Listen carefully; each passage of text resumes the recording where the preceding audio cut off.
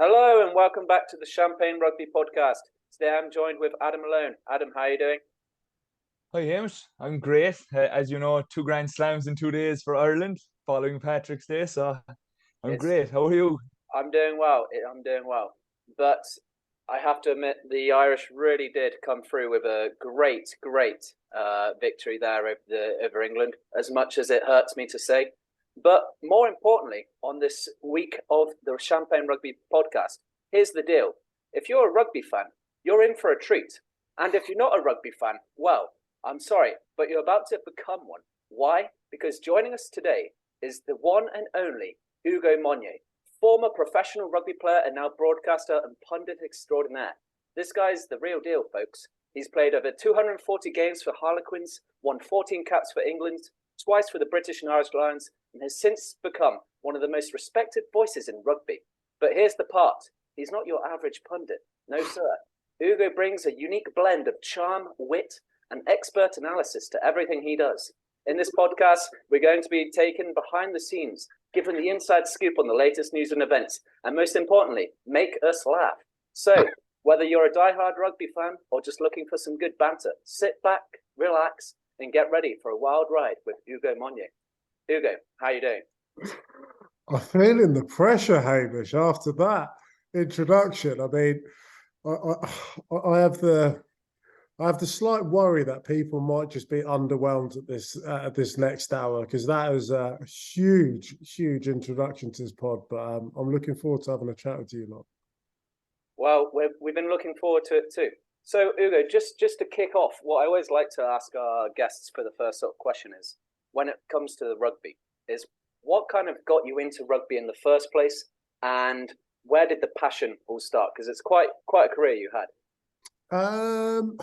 I genuinely, it's nothing crazy, and I actually think most rugby players who end up playing at a professional level have a similar story. I'm a football fan first and foremost. I was born in North London. I support Arsenal. We're flying high at the minute, sitting top of the Premiership. I'm loving it.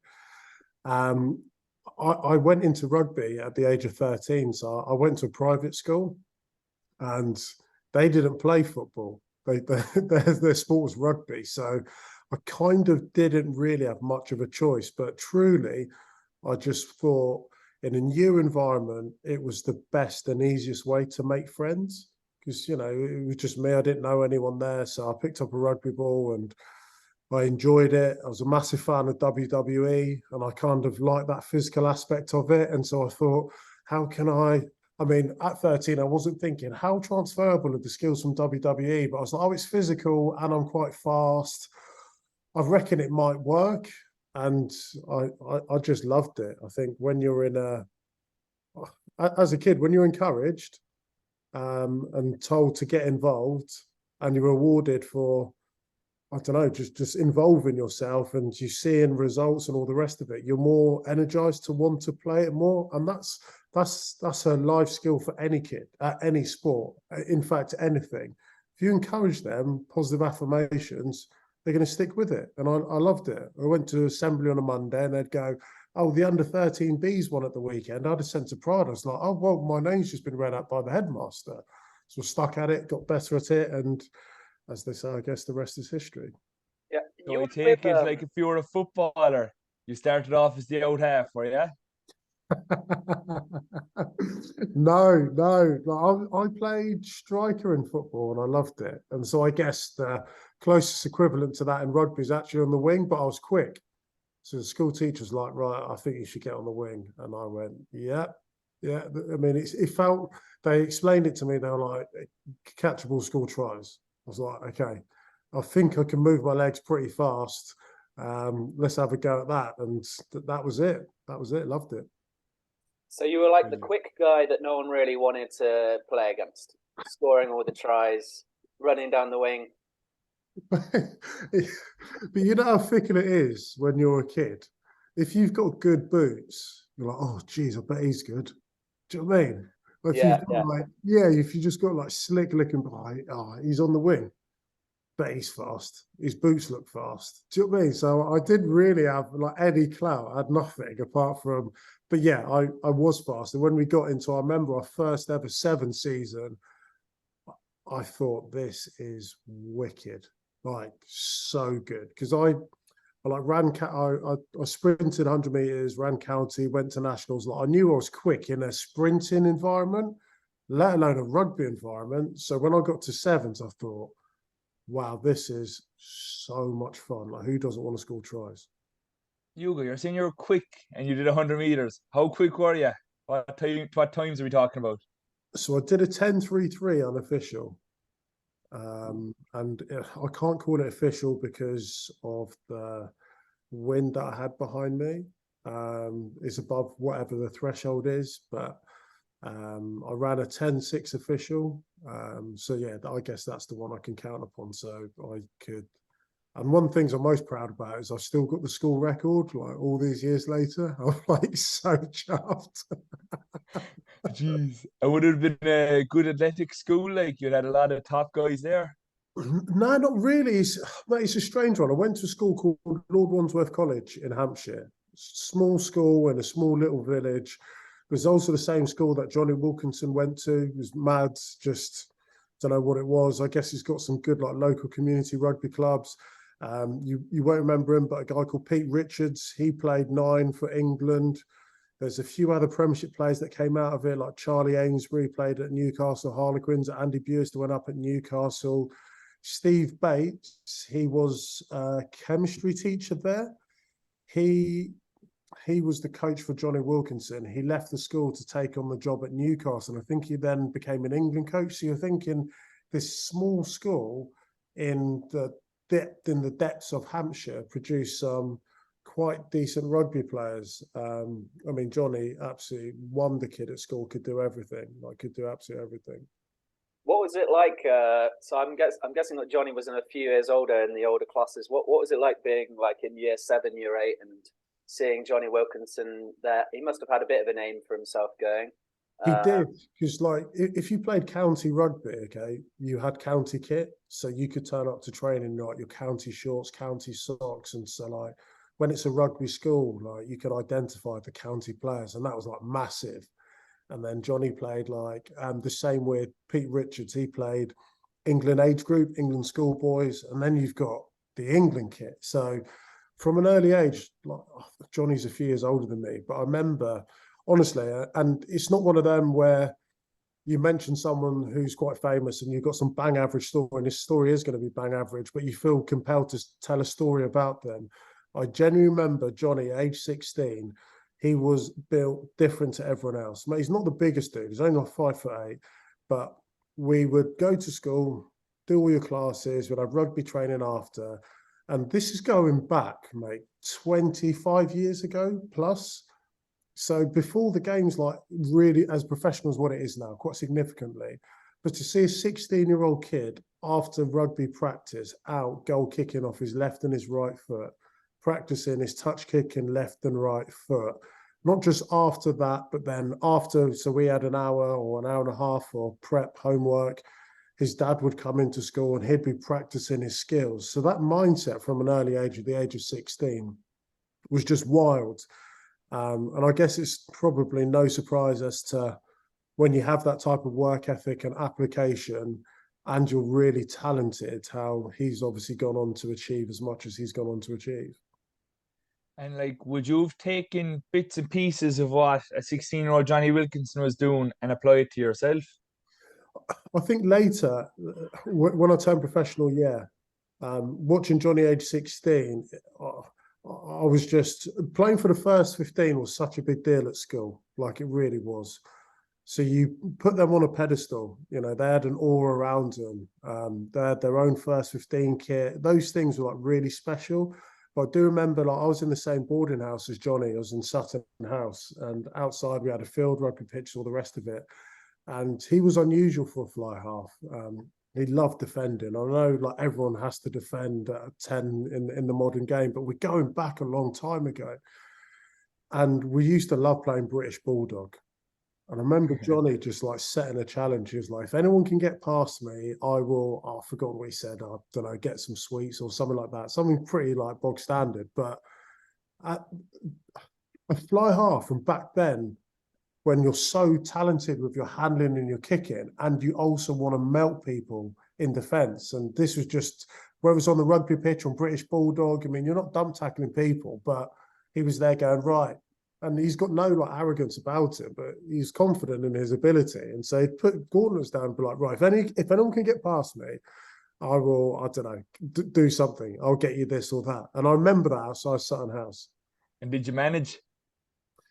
I was a bit quicker than Jonny. So like, it's great having perfect defensive tackling technique, but yeah, I managed to skate past him. I probably used a few people as distractions as well, but yeah, he's sensational as a schoolboy. I think it's quite common now to see kids at the age of 16s and academies, but there wasn't academies back there. There just wasn't that. So this kind of innate desire and hunger to want to be good, and not just good on his left, off his left in terms of passing and his left boot for kicking, but equally as good right and left footed, right and left handed. I mean, it's, you know, he set the bar in so many different regards at the highest level of the game. Did he kind of become a mentor for you then when you then got into rugby later and you were part of the England setup? So he went and played for Newcastle. I was with Harlequins, and then a few years after that, you're in the same England squad together. And it's not like Jonny and I were like best mates at school or anything. You knew one another because you're in the same boarding house, but it felt, I don't know, it felt like our rugby journeys, or at least for me, came full circle. You started at the same college. You've gone off in your separate ways. I mean, there couldn't be any more distance in clubs from like London all the way to Newcastle. You've gone off there, you've done your thing, won trophies, and then we've kind of rerouted ourselves, came back to Twickenham Stadium. And in fact, age 16, one of my first jobs, I was a waiter, and I couldn't afford to go to Twickenham, but I wanted to be at Twickenham. So I was happy to take on like waiting jobs at Twickenham Stadium. So I'd work in like corporate hospitality. And I remember it might have been an East or whatever, and England playing at home, and Jonny was playing for England. And I was in corporate just waiting the tables. And after the game, players go into the corporate hospitality tents, and Jonny came into R1. And I said to someone I was waiting with, I was like, I know him. And they went, yeah, we all know who he is. Like, that's Jonny Wilkinson. I was like, no, I know him. And I panicked, right? So I just went, Jonny? Just like shouted his name. Because I had to, you have to double down. You can't just say you know someone. And yeah, of course you do, mate. So I was like, Jonny? And he looked up and he went, oh, you're right, Ugo. And I was made, bro. Do you know what I mean? Like, I'm earning, what, £6 an hour or something on a waiting job, and the England number 10 like called me by name. So it's mad to go from that scenario to then on the same pitch together, making my day. Oh no, I made my debut with Danny Cipriani, but then playing 10 and 11 with the lad that I watched at school, playing Bulldog with, to then playing for England it's a bit of a wild journey. It's kind of cool though. And what age for you did it start kicking off? You know, like with Harlequins and all that. When did it all start looking like a reality for you? So 16, I was still split between athletics and rugby. I got selected for Hampshire counties under 17s. I was still pursuing my athletics, but I could do both because the rugby season didn't cross paths with the athletic season. And in fact, I think the athletics really helped the rugby. And then it was probably when I was in my upper sixth doing my A-levels, I had a couple of trials for Harlequins and it gone well.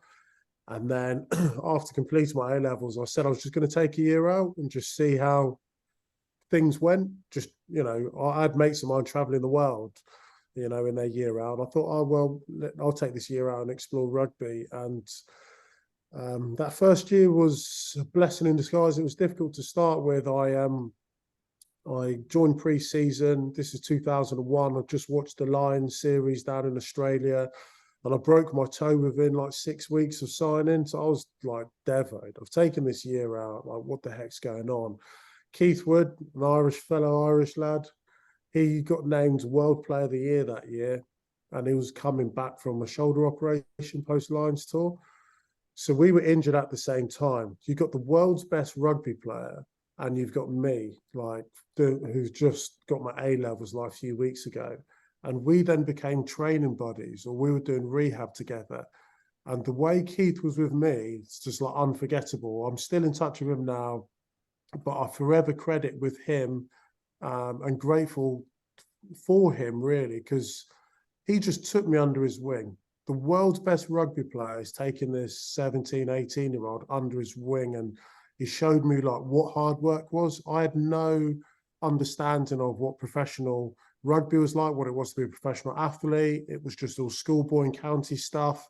There's no better person to learn off than the world's best rugby player, and he's one of the most committed, skillful players from that generation. So his work with me, and although I was injured for a good period that year because I broke my foot, came back, and then I had England under-19 trial, broke it again, I was out for the season.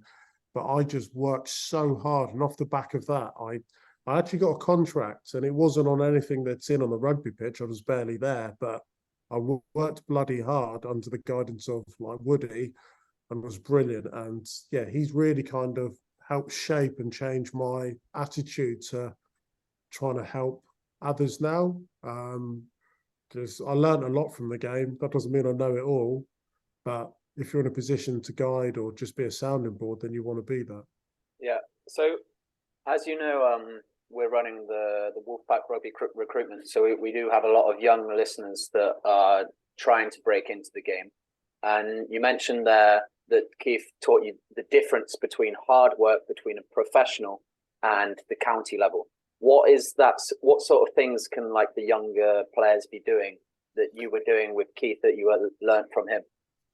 Well, I think it's where you set your targets, isn't it? Like, what do you want to become? I speak to a lot of young rugby players, and they say they want to play for their country. And often my response is, or they say I want to be a professional rugby player. Often my initial response is, no, you don't. And they're like, what do you mean? Like, I've just told you I want to. And I just think people chase the glory of rugby or glory of sport. So it's the thought of scoring the winning try in a Prem final, Heineken Cup final, World Cup final. Like, that's it. And that's great to have that goal. But to become a professional rugby player, you need to understand the work it takes to get there. Like, if you're willing to put everything into it, sacrifice, be incredibly disciplined. I was training 5 days a week when my mates were at university, like living what I thought was the good life and not being distracted by that. And there'll be really talented academy kids or young kids that say they want to be professionals, but they're just not living a professional lifestyle. Or I know there's at any club, there'll be kids in the first year of the academy who are living with other academy boys and probably still have an academy mindset, but that's not where you want to be. You want to be in the first team.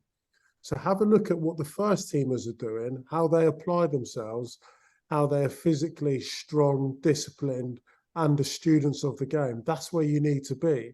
So my first year, I got to learn that from the world's best rugby player. I could have been in an academy house with 5 other academy lads, and that's great. Like, they're brilliant days. I could be out every student night, like just on the tear, eating crap food, not getting enough sleep, probably not doing the gym that I need to do. But I wanted to play in the first team. So why was I trained like an academy kid? I need to train like a first teamer. I need to understand what that is. So I just think your aspirations needs to be matched with the work that you do. And if you can do that, then you're in the best possible position because everyone wants to do this job. Do you know what I mean? Everyone wants to do it. So what's your point of difference? It's how much you want it.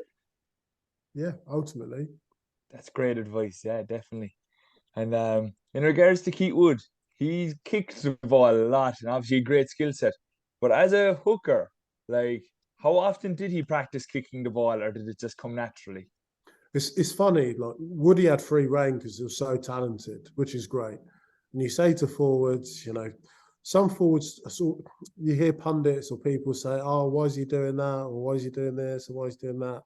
I think anyone should be allowed to express themselves on the pitch as much or however they want, whatever that looks like, only if you practice it in training.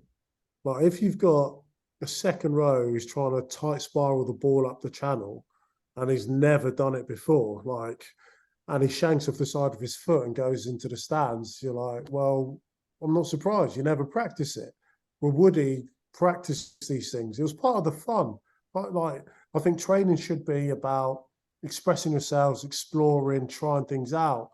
And you might surprise yourself. You might realize you've got a certain level of dexterity or skill that you may not have realized.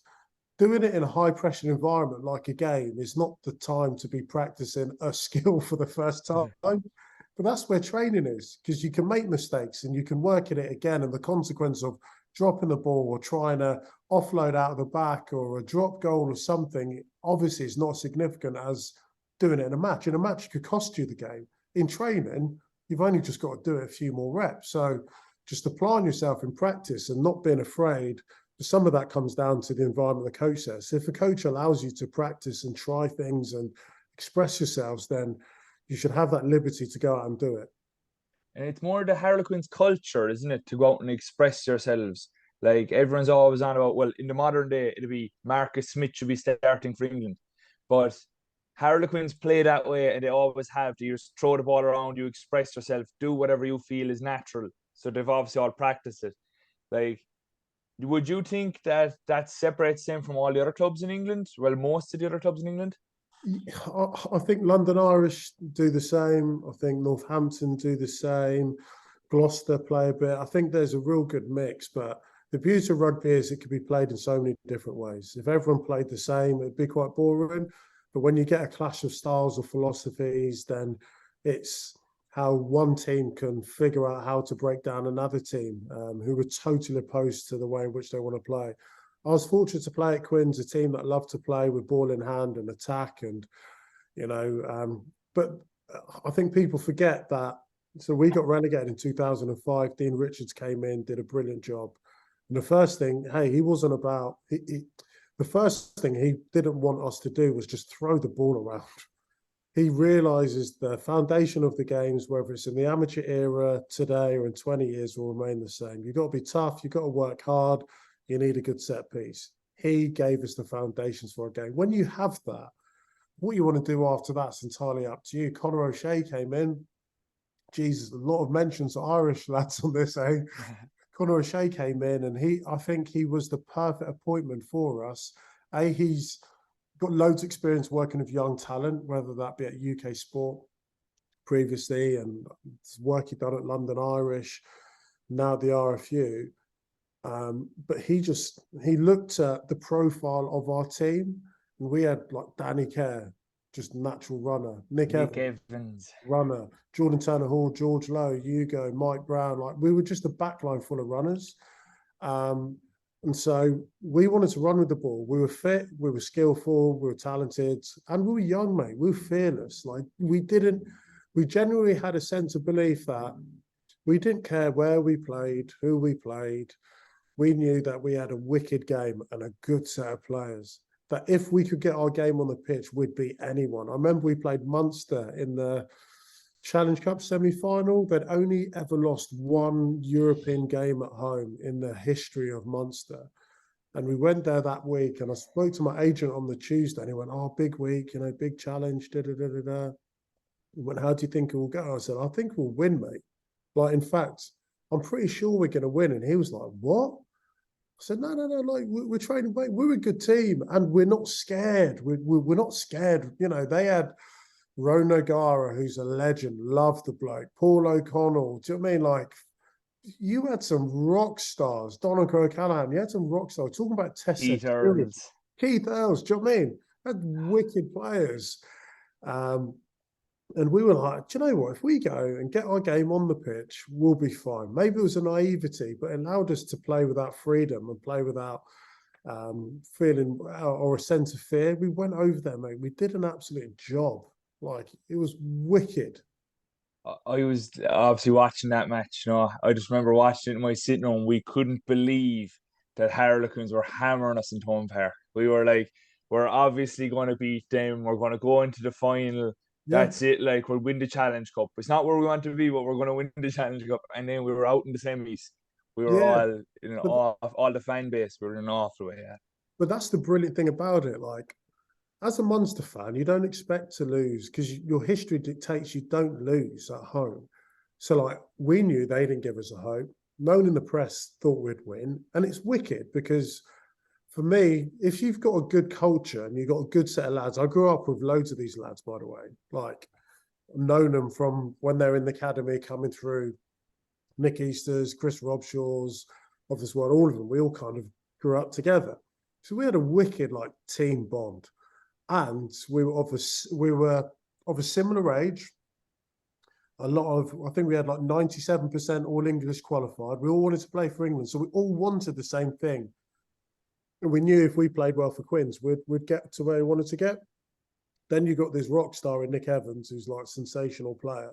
So we're like, let's just go there. Like, no one actually gives us a hope. It's wicked. Like, we'll show them. Like, proving people wrong is wicked. Should be your only motivation, but it absolutely helped that day.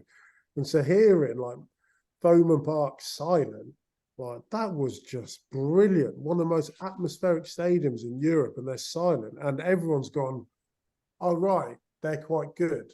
And when you go to venues like that, we went to Toulouse and beat Toulouse, and no one does that. And I remember like the lads were doing impressions like, I won't do it now, but it's like, no one beats Munster at Thomond. That's all I heard all week. And I was like, oh, do you know what? We'll go there and they'll respect us at the end of the match. And I think when you go to certain venues and you play certain teams, you want to earn their respect. And you earn their respect by giving them a bloody good like fight, showing that you care, but actually doing it. We knew we weren't going to change our game plan. We're going to do it in the Harlequins way, and they'll also respect like the Harlequins way. It's funny that you mentioned that Dean Richards was your coach because wasn't Dean Richards the coach of Leicester Tigers when they beat Munster the 2 times at home? And then obviously he took over He must have gave Yi a bit of belief and a bit of we'll do our thing our way. And then Conor O'Shea then took it to the next level, like, was it? Yeah, honestly, I don't think Dean gets enough credit. It's Connor who was our coach when he won the Premiership final 2012, won the Challenge Cup 2011. But Dean really put in the foundations. Like, we needed it. And he recruited some good guys. He recruited Mike Ross, who then went on to play for Ireland. Mate, unreal tight head. We had a Simone fellow, James Johnson, awesome in the scrum. Ollie Cohn, who went on to play for Wales. Like, mate, the dude's 20 stone in the engine room. So we had Maori Fasavulu, who's like a rugby league legend and He was the six, wasn't he? bro, an enforcer. So we had this perfect back row of Maori, or Mo, we called him, who was like, he scared people. Like, he was a unit. Then you've got Chris Robshaw, who's just an absolute dog. And then you've got Nick Easter, who's one of the most naturally talented forwards I've ever played with. Hard, tough competitor. So we had wicked back row. And then you've got Ollie Cohn in the second row, just massive lump. George Robson, good line of operators. We had a decent front row. So yeah, we talk about, we threw the ball around. Yeah, we did all of that, but our pack was wicked. You can't go to Munster and beat them if you don't respect what they're about. I mean, you've got two times or 3 times British and Irish lines in their second row. Like, come on now. Do you know what I mean? You've got John Hayes, the Test Centurion in the front row. Like, they had a wicked pack. Like, really good pack. You look at the back row, like Quinny, like, come on, like, they had a good pack. So we took them on up front and we just blitzed them with our pace in the backs. Now we're after moving on there from to 2011 and 2012. But you mentioned 2009 there, British and Irish Lions. Let's go back there. So how did it feel when you were called up? Obviously, you had a good season with Harlequins. You got to the quarter-final of Europe and the final of the Prem that year, did you? It was the drop goal. Nick Evans came back on and missed the drop goal against Stad, wasn't it? But you had a good year personally. Yeah, so were you surprised? It was a mad year. I got capped in 2008, so what, 5 months before, 6 months before Lion selection. I played in the Six Nations in 2009, and then I got a call from who's now Munster coach, Graham Roundtree, and just said, your name's in the mix. We select the squad in a month. Let the next month be the best month that you have. That's all I needed to hear. I knew I was playing well. I felt I was on top of my game, and I just got my head down and just worked really hard. But then, rugby sports subjective. Another coach may select me, another coach, a different coach may not select me, but you just do what you do. And then we got to, he mentioned a few wingers that was in the mix: Luke Fitzgerald, Keith Owls, Tommy Bowe, Shane Williams, who was World Player of the Year that year. And so I thought, okay, cool. And then it got to the announcement day. Like, you don't get a heads up, you don't get a letter, you find out when the rest of the world finds out. So we'd had a team meeting, gone down into the team room and just flicked on the telly, and you're just waiting. Unfortunately, they started with the fullbacks, went into the wingers. And they rattled off a few names, and then I heard my name, and I was like, ah. But the tough thing is that there was about 4 other players, I think, from Quins that were waiting on selection. So I wasn't like doing cartwheels and like jumping for joy. I heard my name, was like, woof, wow, like hits you. And then respectfully, you just wait to hear if anyone else's name gets called out, and no one else's name got called out. So it's obviously I'm like absolutely ecstatic, but you're gutted because you're hoping a couple of your mates might go. Then I had to go out and train.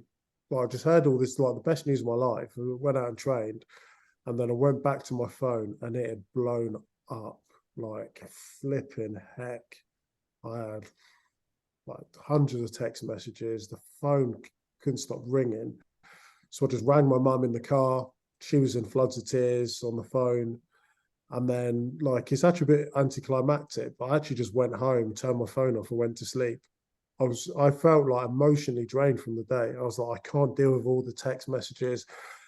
I was knackered from training, emotionally. I was like, wow, I've like peaked. And so I actually went to sleep, and then woke up late that evening, and text a few people back. And then it's weird because you've just been announced that you're going on the Lions tour, but the season not finished. Like, you could get injured. I don't know. Like, you're a Lion, but you're not a Lion. I've not got the kit. I've not trained, met the squads. I'm not on the plane. I've not played a match. So you're like in this weird like holding place, this limbo of like you're a Lion, but you're not. It's weird. And then we played the Premiership semi-final.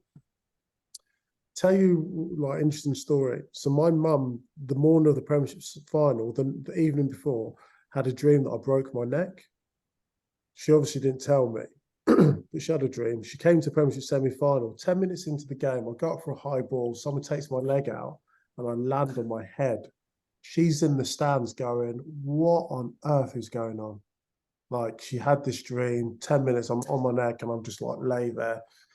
And I knew that was, if we'd lost that match, that was my last game of the season.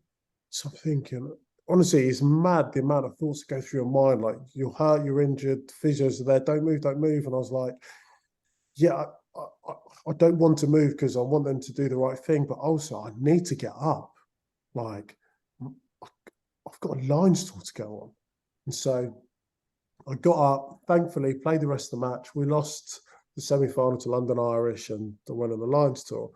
The following Six Nations, like, my neck was like sore. It was obviously not ideal, but you go on the Lions tour, Played against Scotland away, next Six Nations, Calcutta Cup match. I collide heads of Kenny Brown, knock myself out, get stretched off the pitch, go to hospital, go for a scan, scans my head and neck, and he says, yeah, all's fine, you've got concussion, but you've got this old injury to your neck. You've got a displaced disc in your neck.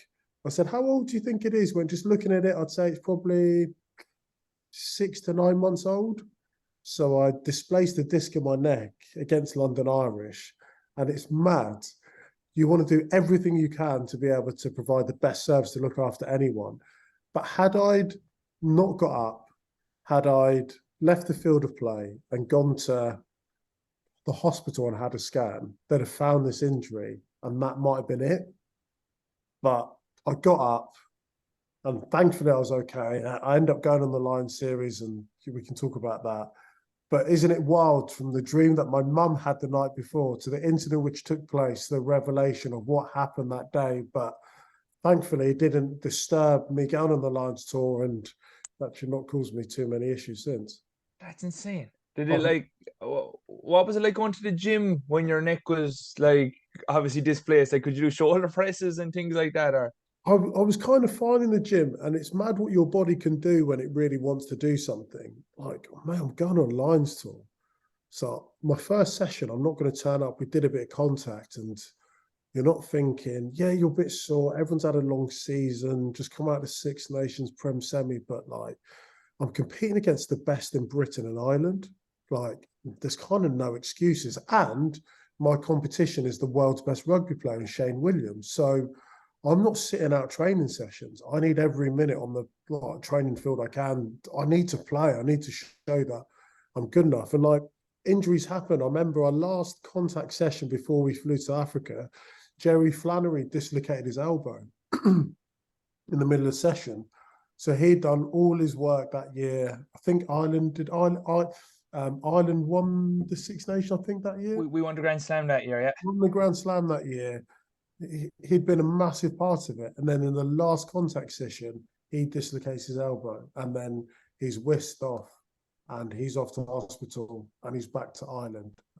And you realise,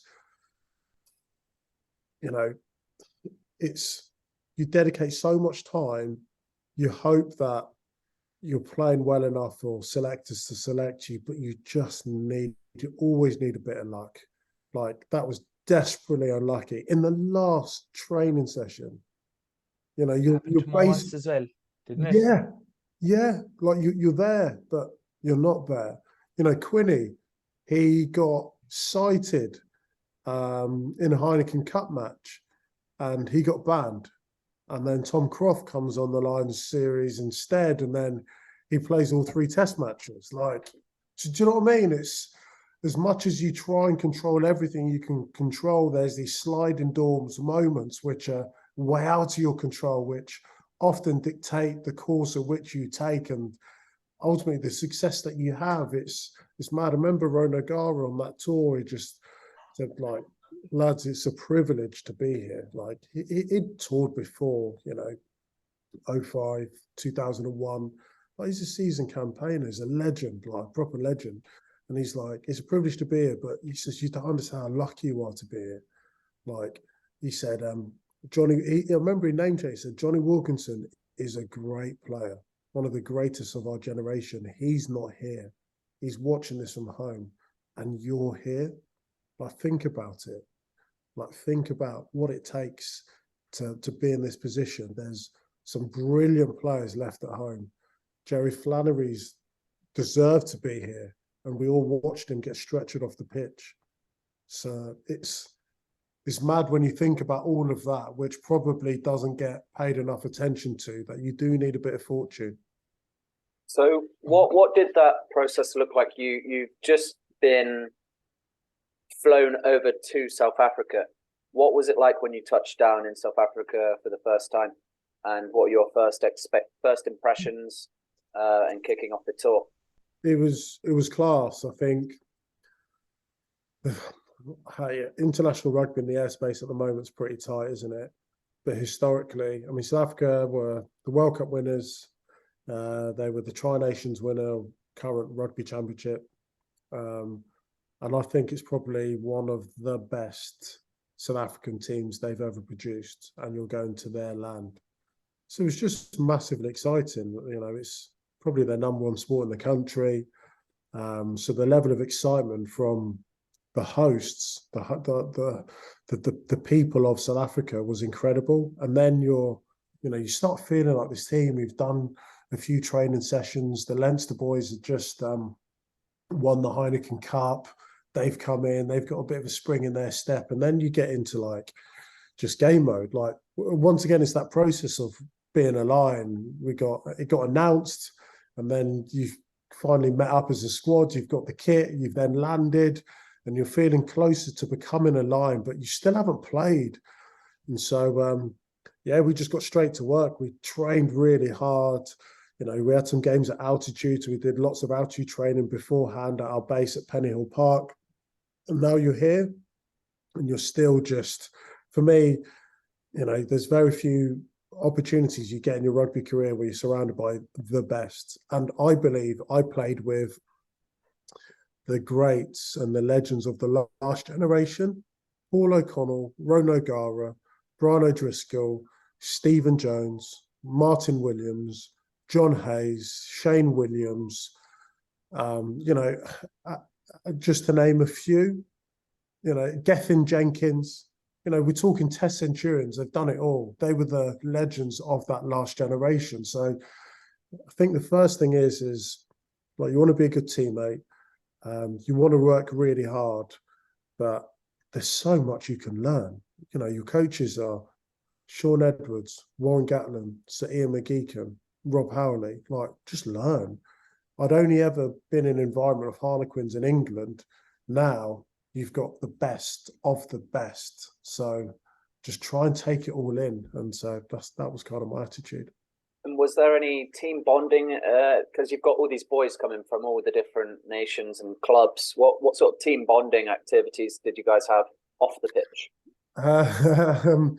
To start with, our last team social, we went to the pub and watched the Heineken Cup final, watched Leinster, and the coaches are keeping their fingers crossed, hoping everyone, you know, no one gets injured. So yeah, we had a good few beers that day, welcoming the lads, landed, and then I don't know.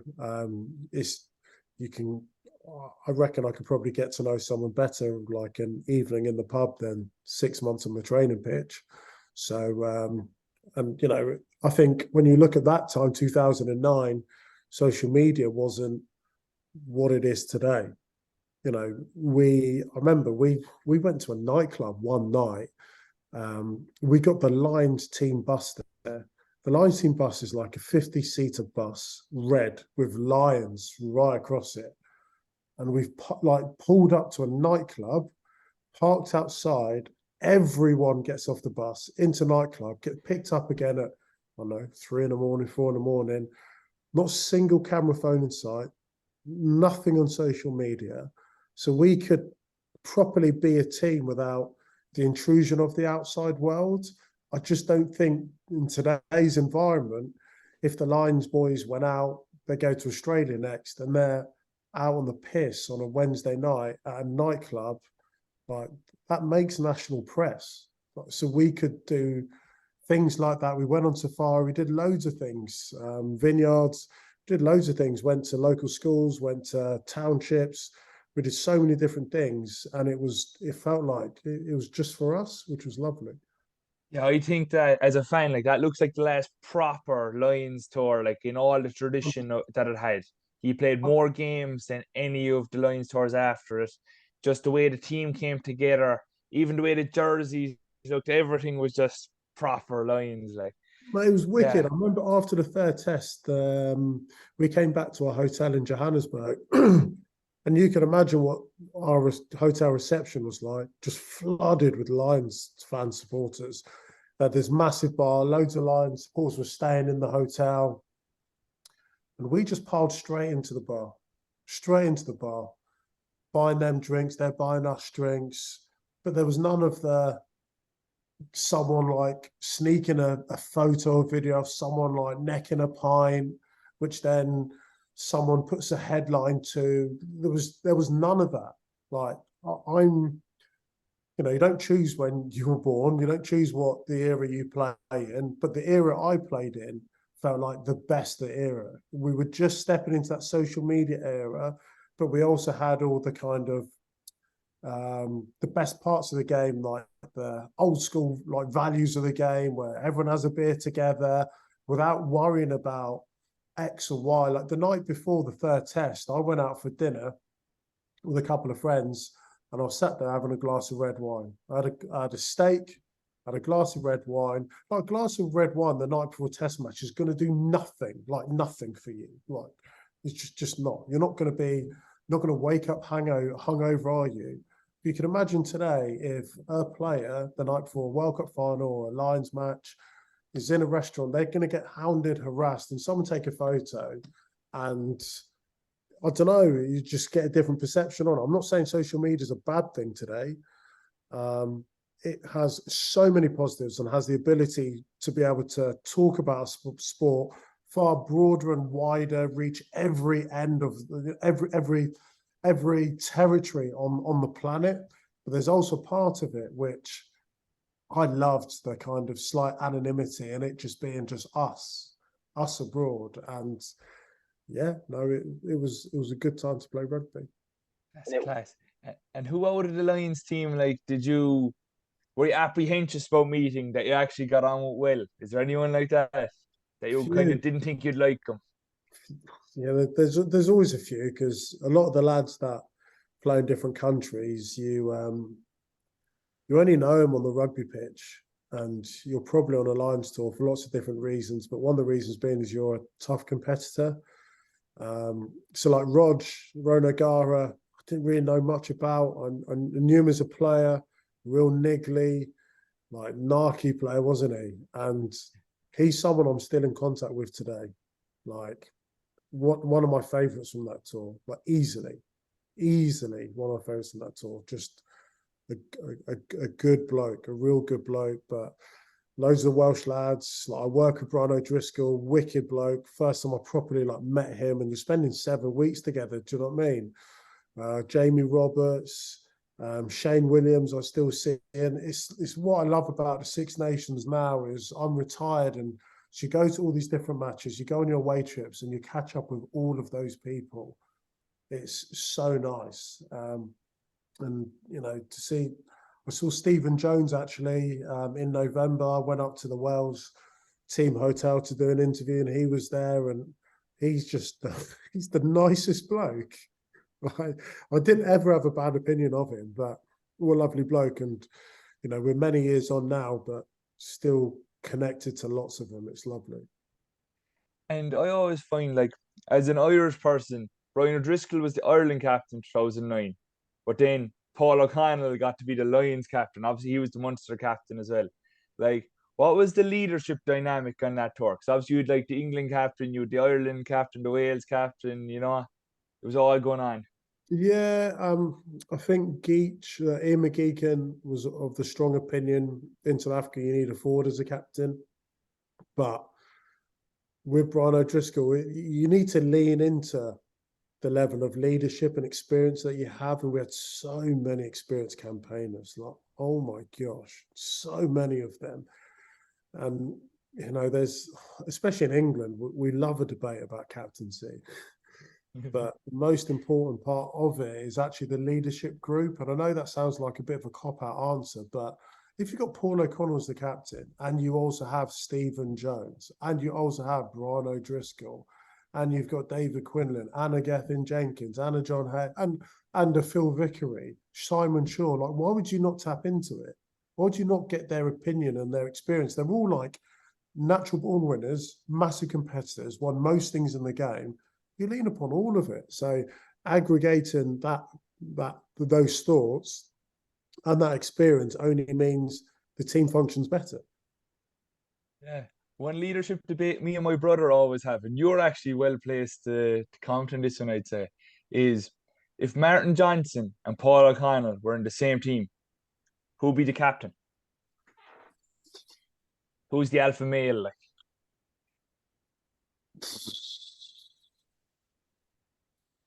Oh my gosh. What a question.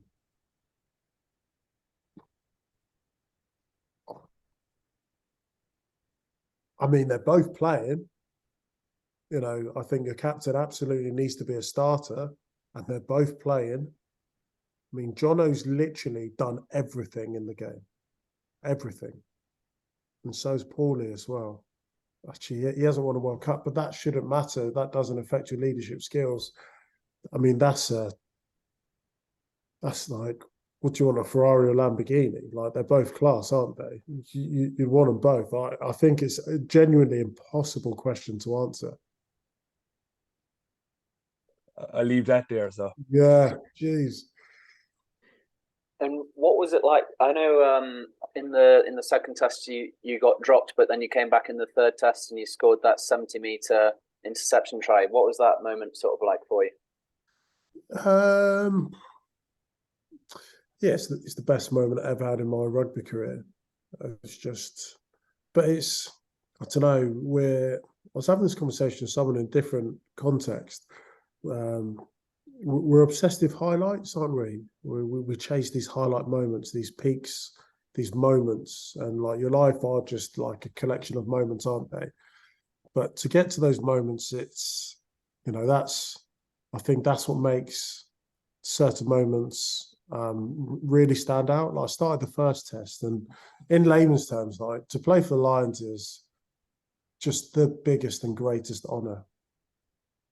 And so to be selected, especially considering the competition, was incredible. And so you reached like the pinnacle of your career, like that.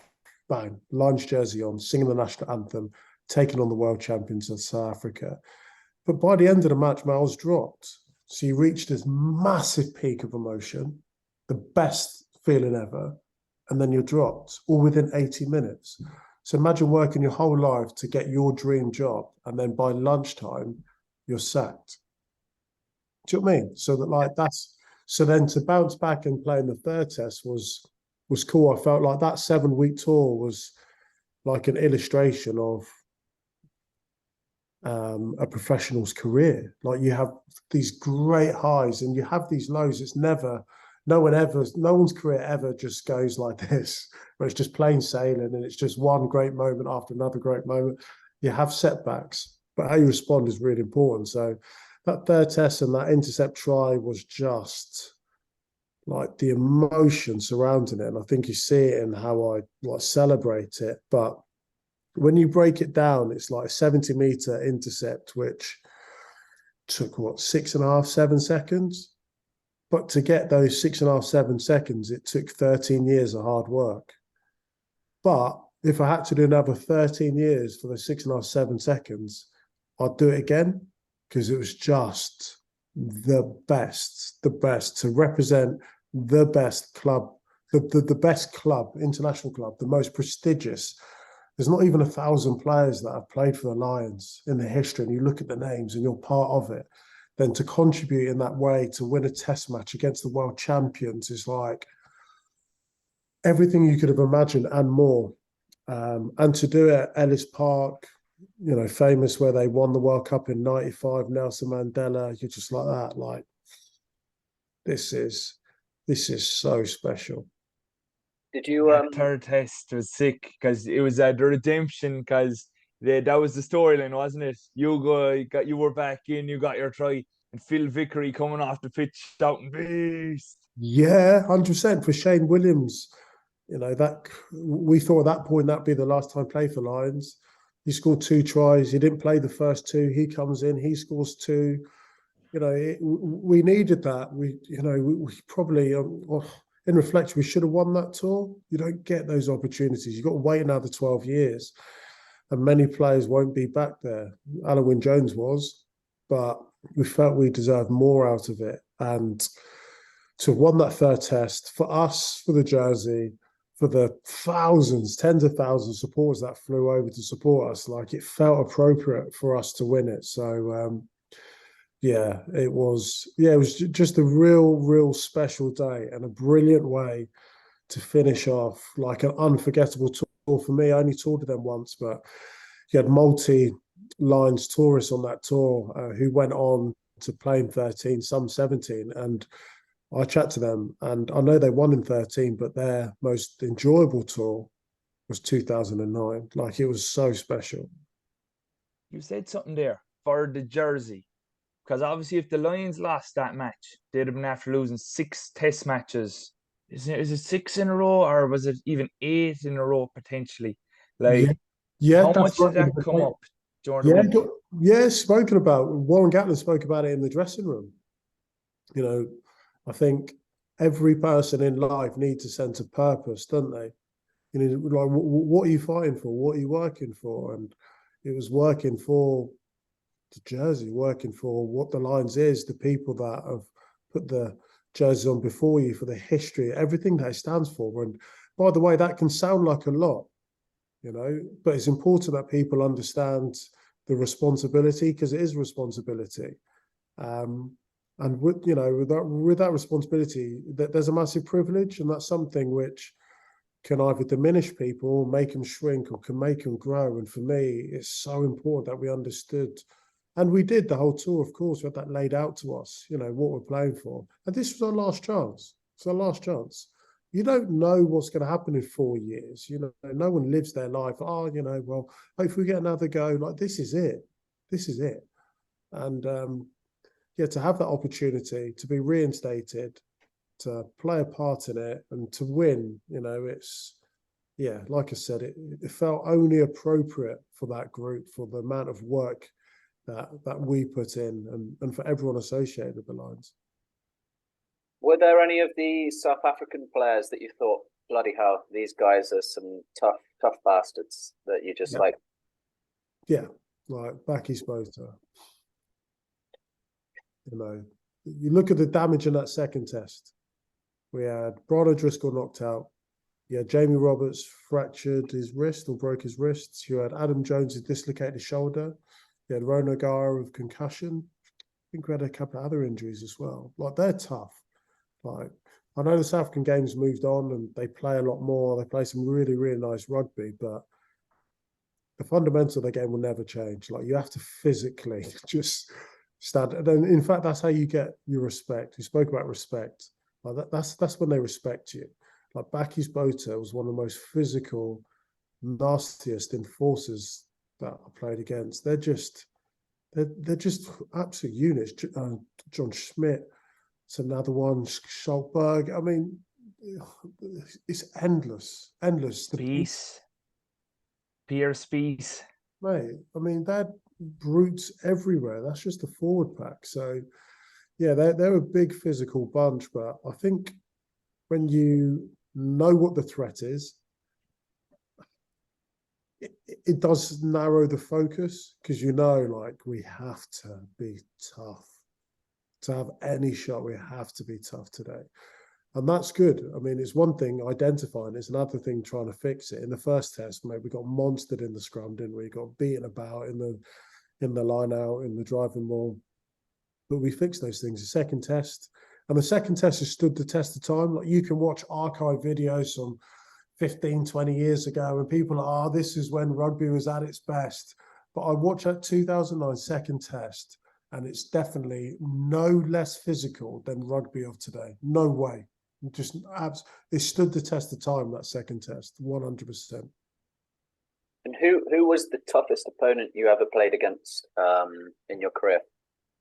A few for different reasons, like Shane Williams, because he's just so elusive. Brian Habana, because he was just probably as equal a threat in defence as attack, like 100%. Played against Joe Rokethoko, like sensational player. But I say, do you remember Sitiveni Sivivatu? Yeah. Mate, freak. Like, he could do everything. Mate, he's an unbelievable ball player. We'd just pop up in these unorthodox positions and just create havoc in defence. Mate, his footwork, his power, pace. Like, you just knew like you're going to be physically and mentally challenged, because you just had to be able to concentrate, not switch off, because it's not just him as an individual, but, you know, you got Mar Nonu inside, Conrad Smith, Operator, Dan Carter. Like, they make things happen. And when they find space, and you then got Sivivatu on the edge, like, yeah, it's just, but, you know, they're the challenges you really wanted, right? Because if you think you're a good player, okay, well, let's see how good you are. Like, you got to challenge yourself against some of the best. And so, yeah, those challenges were brilliant fun. And you were saying earlier that when you scored that try, it was really the highest, the peak of your career. After that moment, did you have, or throughout your life in general, I guess, did you have any other moments where you were like, you also experienced a similar feeling that was just really high peaked?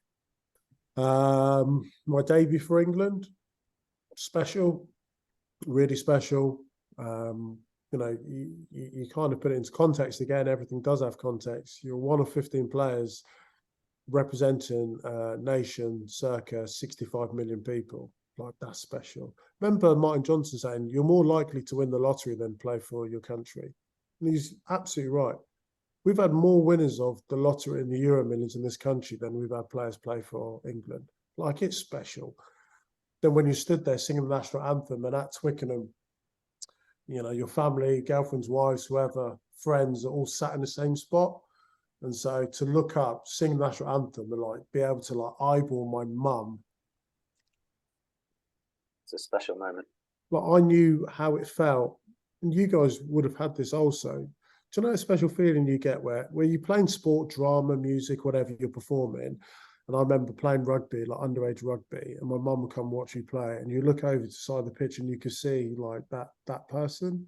Like, that's a wicked feeling, isn't it? Like, you see them, they're there for you to support you. Like, we've all had that feeling. It could be the school play, and you see your parents in the crowd, and it's so special. Like, times that by like 82,000 at Twickenham. And Let's see. do you know what I mean? Like, there's special moments. I've been fortunate in my career, you know, to have been able to, like, yeah, have a few of those moments. But I'm in my second career now, and so I don't want to spend the second like part of my life just forever reliving those moments. Yeah.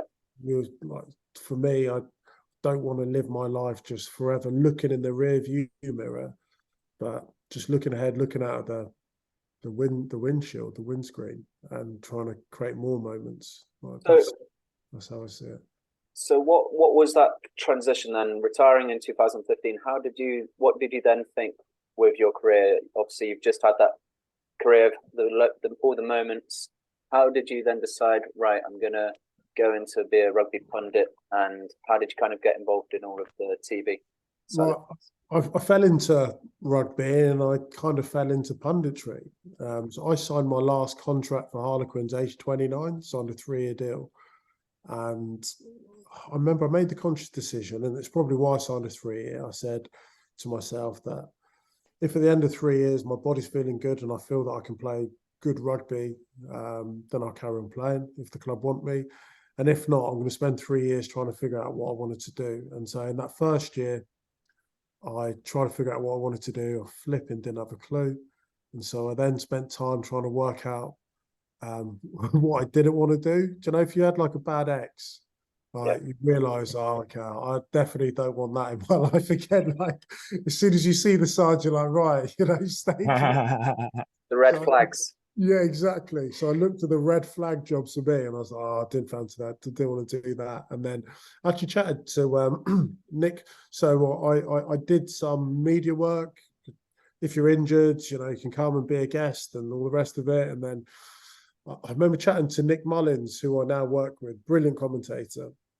We went for a coffee in Cafe Nero in Twickenham. And he said, what do you want to do when you retire? I said, oh, well, I've got an option to stay at Harlequins, and there was a couple of French clubs that were keen on me. So I said, oh, I don't know. And he says, I reckon you'll be good at punditry. I think.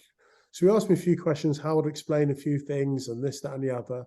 Then in my final year, I first game of the season, scored a try at Twickenham against London Irish Wasps. 15 minutes into the game, and I actually tore my tendon off the bone in my groin, and I tore my pubis. And so I had surgery. I was out for 3 months.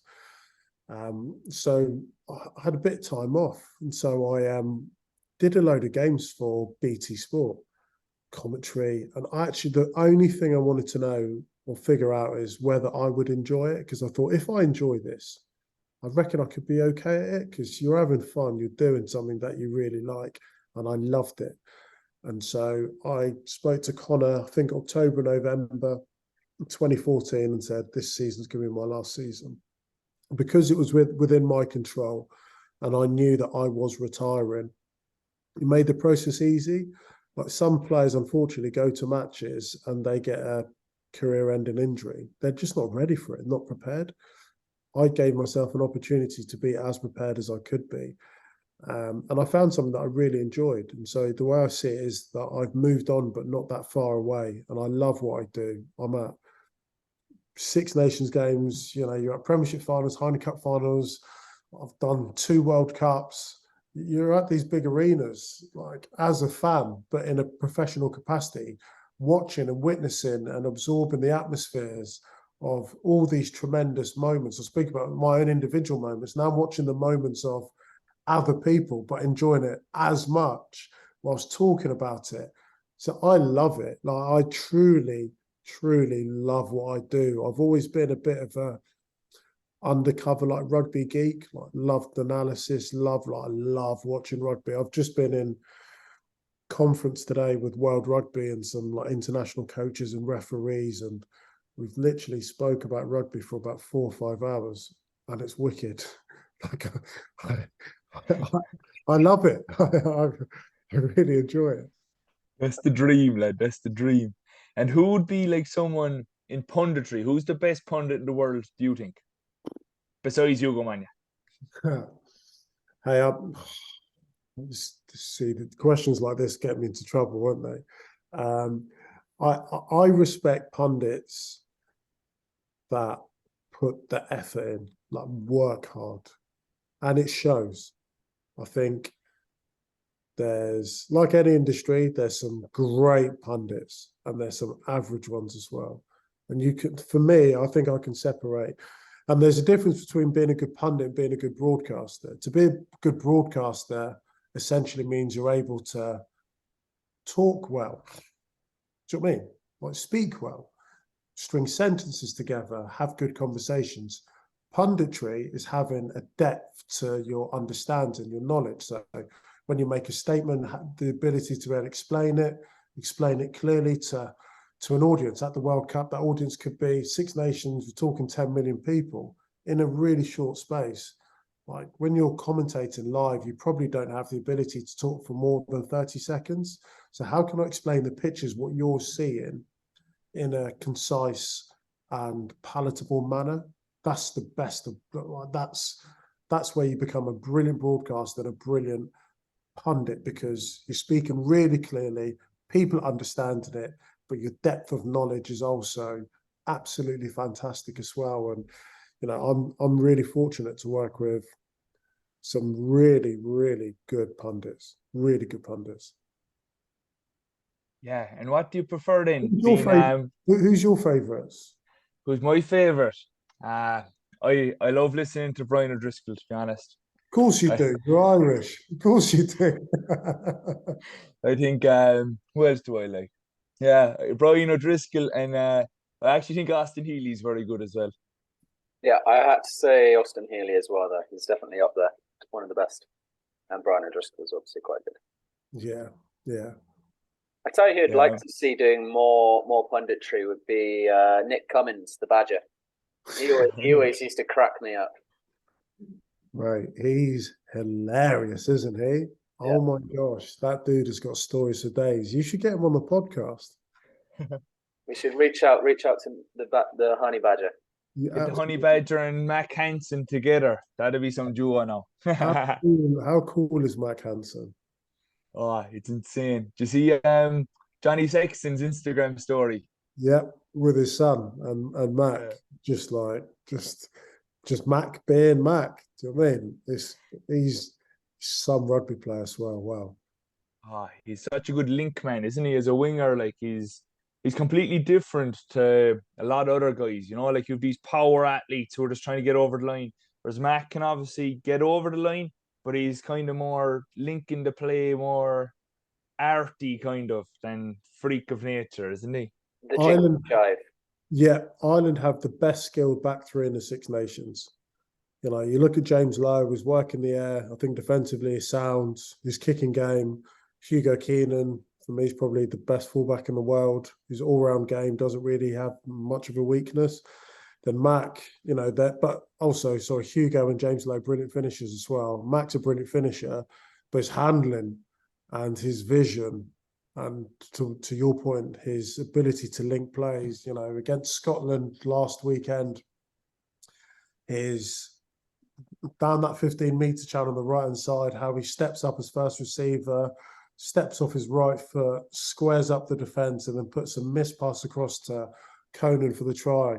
He does a lot in a short period of time, which puts defences under pressure whilst preserving space for attack. You know, Yeah. he does everything what he would want inside him if he was on the wing. And having that ability, yeah, honestly, the Irish back three, I mean, the Irish team at the minute are just, yeah, they're insanely good. Yeah, like I remember Eddie Jones, when he came in to coach England, said you need 5 world-class players to win a World Cup. And he listed them out who he thought it could be for England. Like, I think at the moment in Ireland, you definitely have 5, 6, maybe even 7 fellas who are in the top 3 players in the world in their positions. Like, yeah, I think you can make a case for the whole front row. I think the second row is very, very strong. Very strong. The back row, Caelan Doris is flying. You got Van der Fleer, who's the world's player of the year. 9 and 10, mega. I think Gary Ringrose deserves so much respect. Hugo Keenan's absolutely up there. I mean, I don't know how many I've listed there, but it's definitely more than 5. But it's funny, like we talk about individuals and their ability to be world class. That of course helps the team, but Ireland's biggest strength is the team. Like the level of cohesion, they're just relentless, underpinned by. I think they must be one of the fittest teams because their work rate to reload, be in position. But you forget in rugby, if you're on the floor, you know you're out of the game. You're out of the game. So that's as a ball carrier, if you're on the floor, like the only thing you can do is place the ball. If you're not touching the ball or tackling someone, if you make a tackle and you lie on the floor, there's nothing you can do to affect it. You can't play the ball. You can't even try and poach the ball. You're out of the game. So Ireland's ability to regenerate and get players up off the floor and onto their feet, a tackle defence is a real point of difference of theirs. Another thing I find interesting is if you look at the 2015 England coaching setup, that we exited the pool stage, all the coaches are now in Ireland and absolutely doing a great, fantastic job. Yeah, just crazy. Yeah, Stu Lancaster's gone on to win multiple Pro 14s, Heineken Champions Cups. Got Andy Farrell, who's the head coach of the world's best team. Mike Katz running the attack.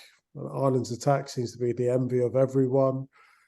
You've got Graham Rowntree, who's head coach of Munster, and it's like, well, once again, you know, I was talking earlier from a large perspective about fortune and sometimes timing.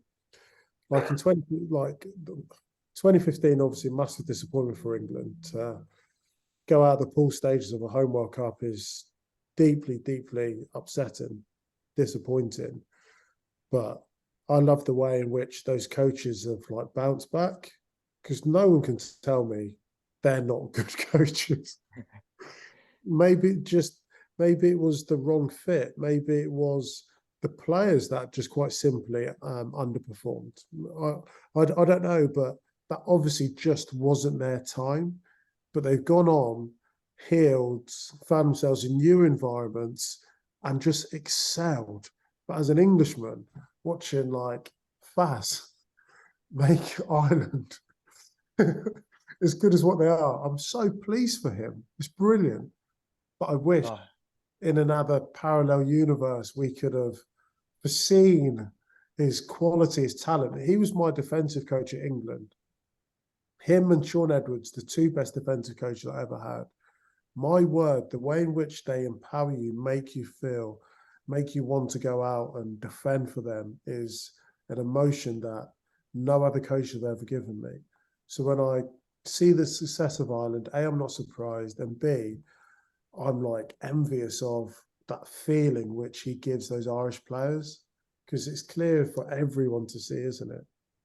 What do you think? What do you think that conversation was between at the dinner table with the Farrell family, between Owen and his dad there after the match?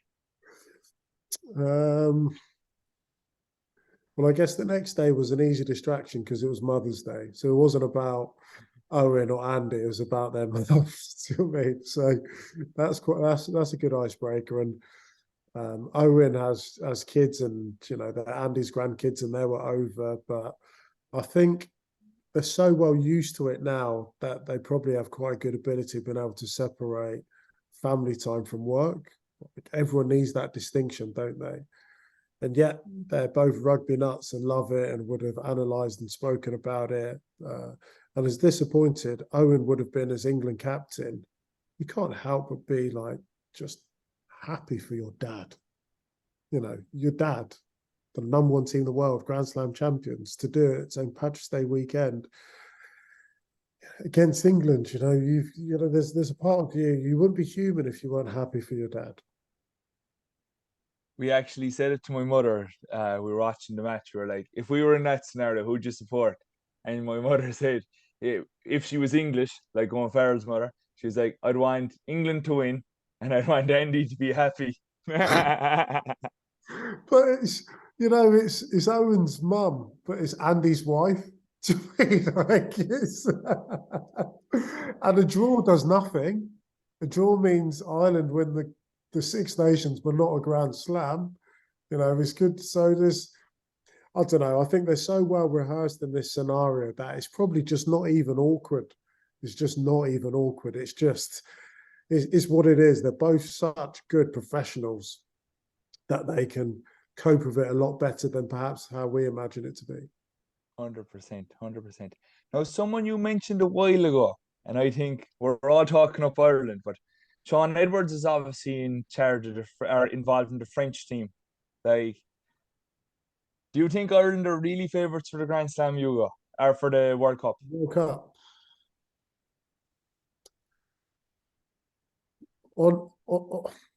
Not.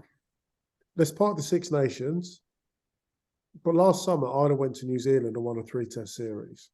That's unbelievable. After losing the first test, literally unheard of.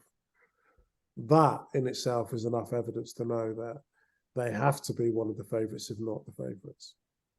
But because of the global calendar, we live in this bubble of, aren't we great in the Northern Hemisphere? We got 3 of the 5 Six Nations in the top 5 world rankings. It's great to have the conversation Northern Hemisphere where we're not chasing New Zealand, South Africa. We're chasing Ireland and France. It's good that it feels a bit closer to home. But when we get to rugby championship, we'll get a stark reminder how good New Zealand and South Africa are. I think South Africa, I know France, it's in France and they're a brilliant side, and my word, they showed it at Twickenham just a couple of weeks ago. But South Africa are just...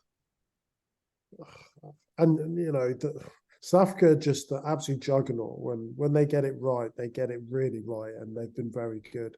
And New Zealand just can't be underestimated. Australia will be good now. They got Eddie. Australia generally quite good and competitive, but with Eddie Jones coming in, Argentina.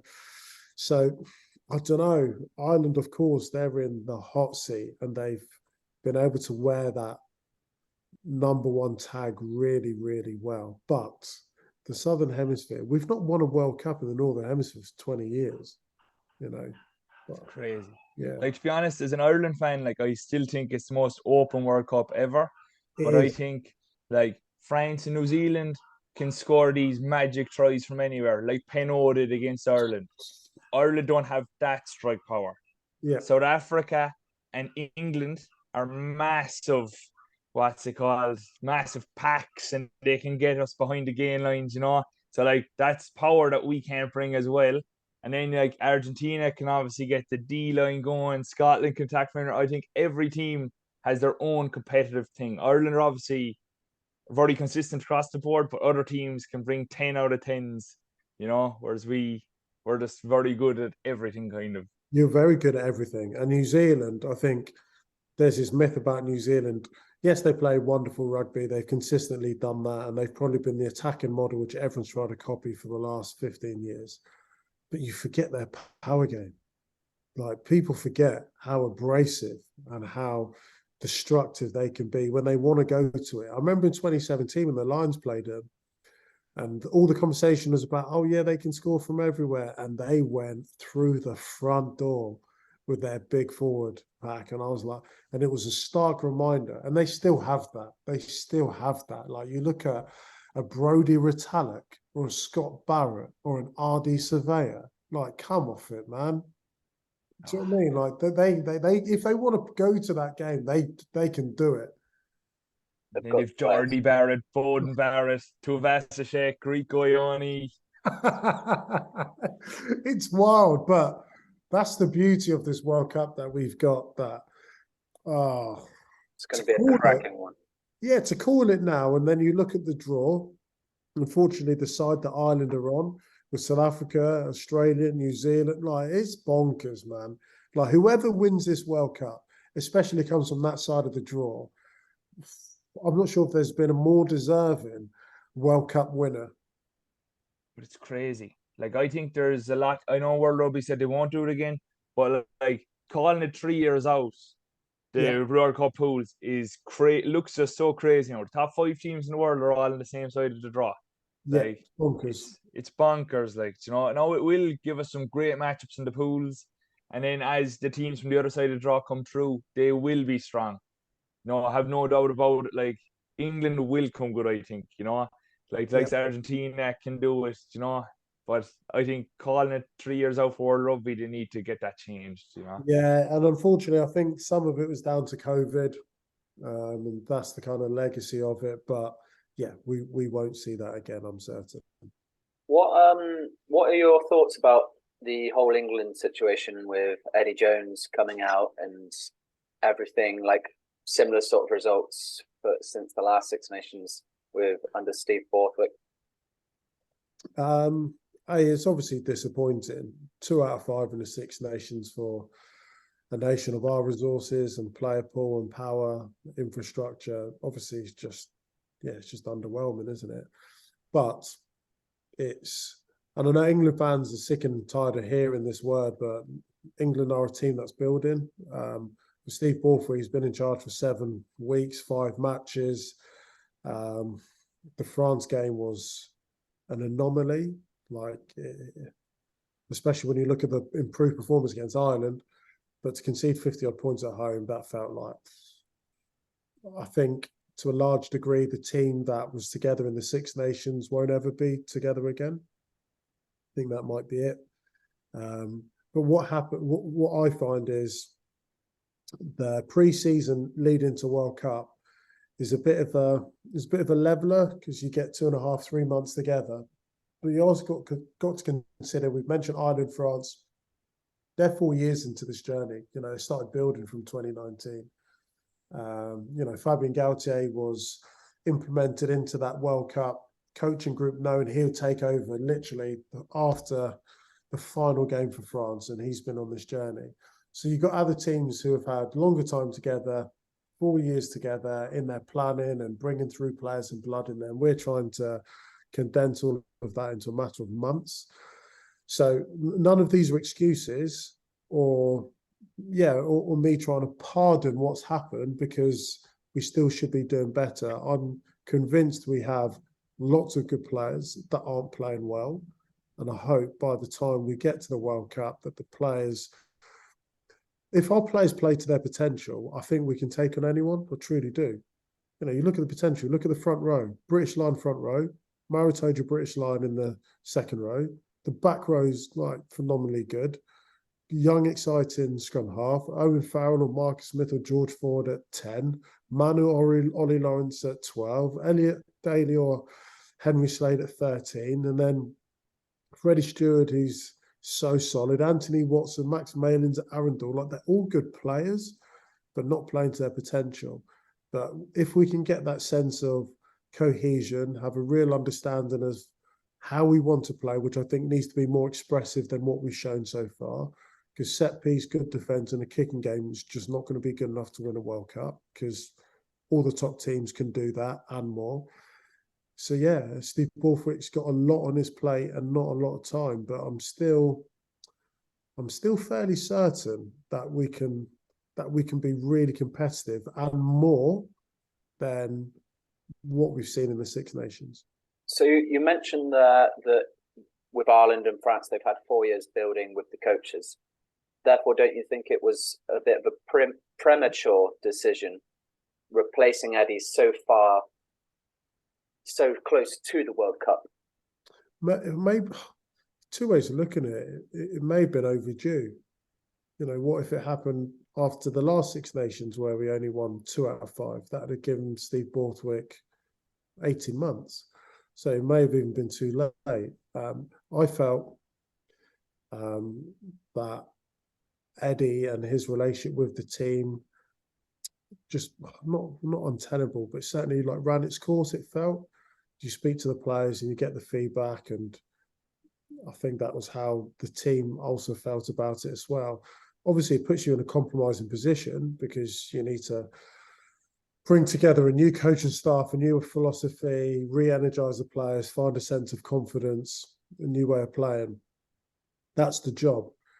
But it's not like the RFU or Steve Borthwick or anyone went in, employed him and went, what? So would the World Cup's in 9? You want me to do all this in 9 months? Like, we were well aware of the challenge, and it's a massive challenge, but you can either be intimidated by challenges or invigorated by it. And I think for Steve Borthwick, he's obviously knows it's a big task, but he's not going to shy away from it. He's not going to be intimidated by it. Just wants to get on with it.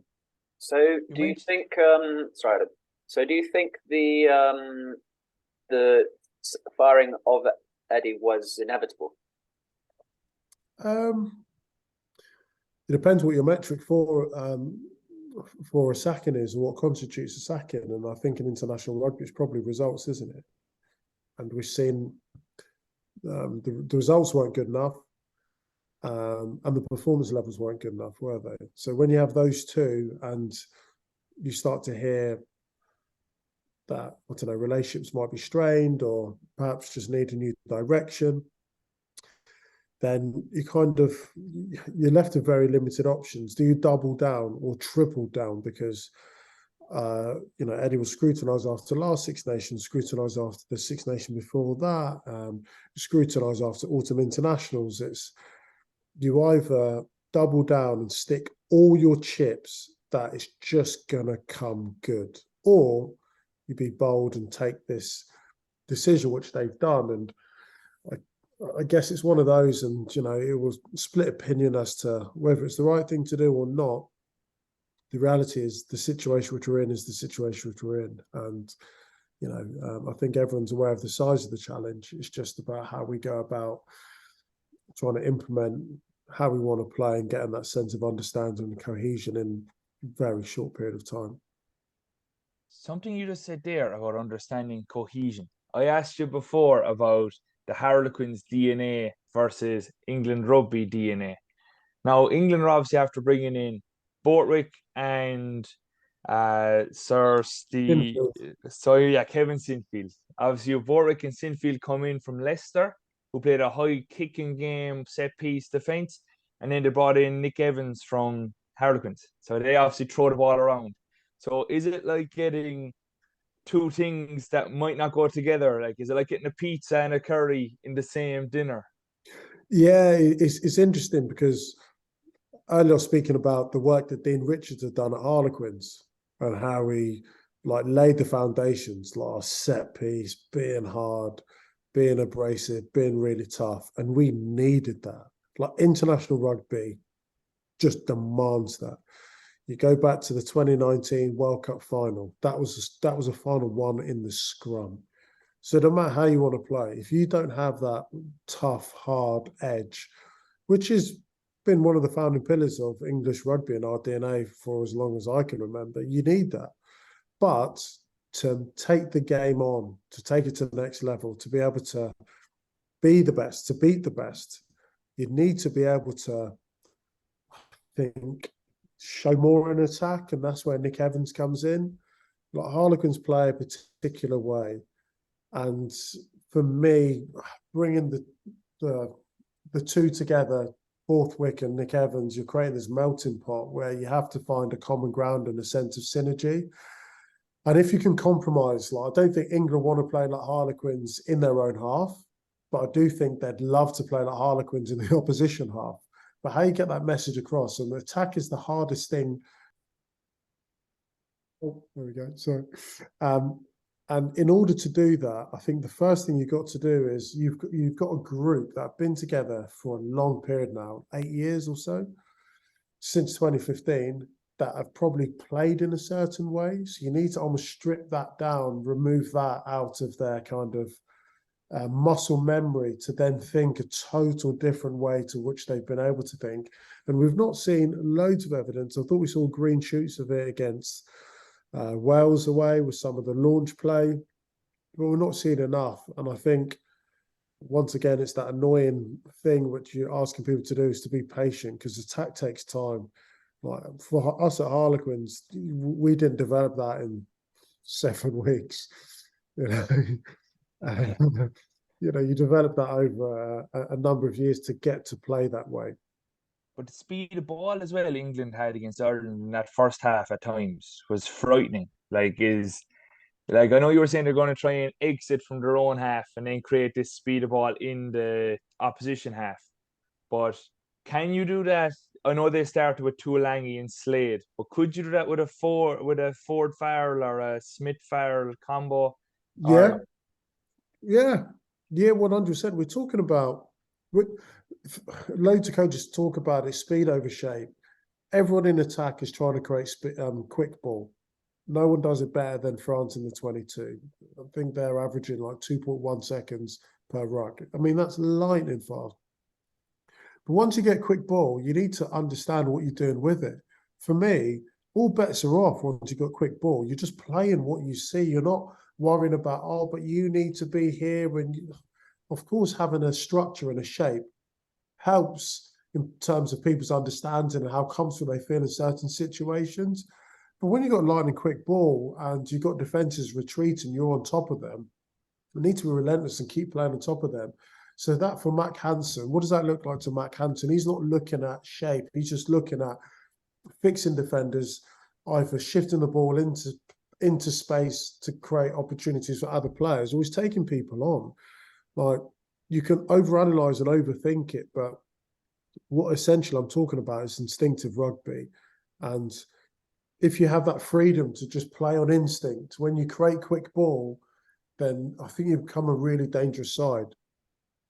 Yeah, I agree. But I think a big decision as well is if you were going with the two playmakers 10 and 12, is do you use Slade's left leg then for your exits? Or are you using Tuolangi or, well, potentially Ollie Lawrence has been 12 there and Farrell 13. But are you getting that power runner in the centres to get the quick ball, or Slade for the exit plays? What are you kind of doing, isn't it? Well, it's good to have those options, isn't it? But in order to get speed of ball, so if we think of A, B, and C, like, you need to win a confrontation. So that's A. B is getting quick ball, and then C is playing to space. You can't get to C without doing A and B. So how you create your team, so you can have a backline full of ball players, but no one that can run into traffic and give you quick ball. Yeah. So you're thinking about C without doing A and B. So that's why you need this composition of a team that has the ability to be able to go through the front door and just batter it down, but then have players, once that bit's done, to be able to exploit space, execute, and score tries. Every good team has that ability to do all of that. And you see that with Ireland. You see that whether it's Doris or Conan or Pete O'Mahony carrying, or Tyke Vernon or Sheehan, but they can do all of that, but they can also do all the other bits when they do get quick ball and they do make good decisions and they can play to space. So, yeah, having that composition and that balance within a team is so important. Who do you think are the 5 big names of individual players that you think are ones to watch for the World Cup coming up? What, in the Northern Hemisphere or in World Rugby? World Rugby. See, Super Rugby's just rebooted and I haven't watched loads of it, but I could give you some like cliched names, couldn't I? I'm really excited to see how Quade Cooper comes back, actually. Out of an Achilles injury for Australia, I think if he's fit, he plays. And he's just dynamite to watch, isn't he? But I'm biased. I'm probably gonna actually Ardy Surveyor. He's just wicked to watch, isn't he? I'm just going to select players that I love watching. Finn Russell, it's a joy. He's a joy to watch. Antoine Dupont, I think, will go down as one of the greatest players of our generation. It's hard to find a weakness in the dude. You know, some of his assisting against Wales at the weekend was crazy. Some of his passing, his 50-22 against England, his tackle on Mac Hansen. Is there anything he can't do? Like, he's just wild. It's absolutely wild. So I've forgotten how many players I've just listed there. I've listed one from Australia. That's 4. That's 4. Someone who will set it on fire. Okay. A lesser known name that you think will just, you know, the breakthrough player of the World Cup.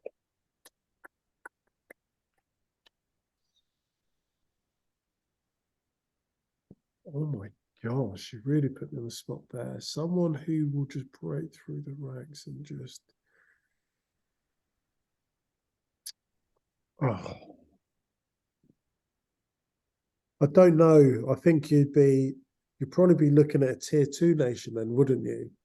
I think in the tier 1 nations and the obvious examples, it's, you know, you probably have to go back. You get moments. Do you remember Nguenu, who's American? Yeah. 2007, yeah. You know, 2007 when he in and outed Brian Abana. You get moments like that, and that was a breakthrough moment for him.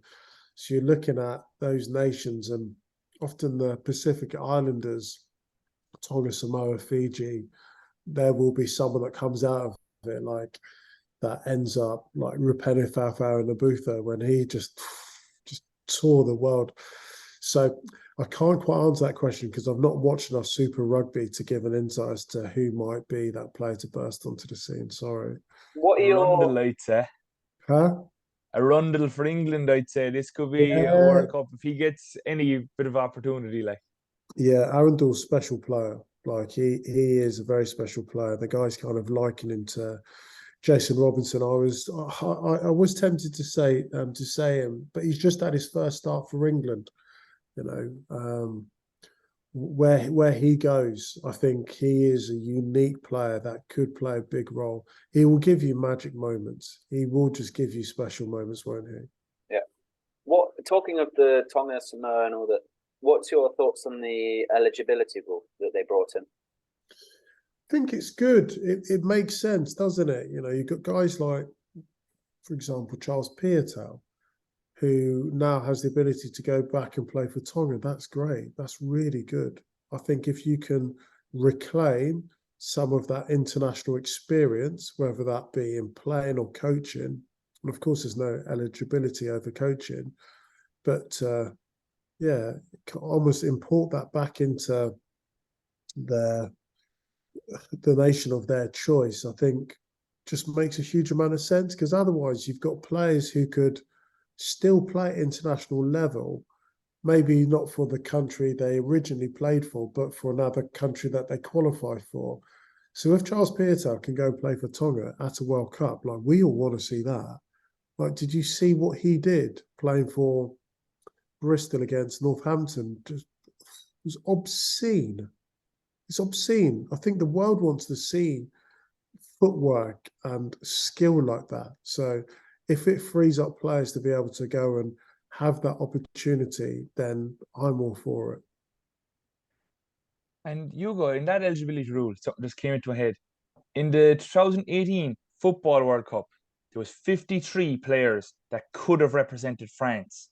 Obviously, only 23 were in the French squad, and the rest were in African nations. Do you think that eligibility rule could open up things like that, where there's some African country has loads of rugby players that could bust onto the scene? Yeah, it's interesting because from a footballing perspective, Jason Mourinho just said that if players who are eligible for Africa actually play for the African home nations, they could win a World Cup. I agree. Honestly, you look at the France national team.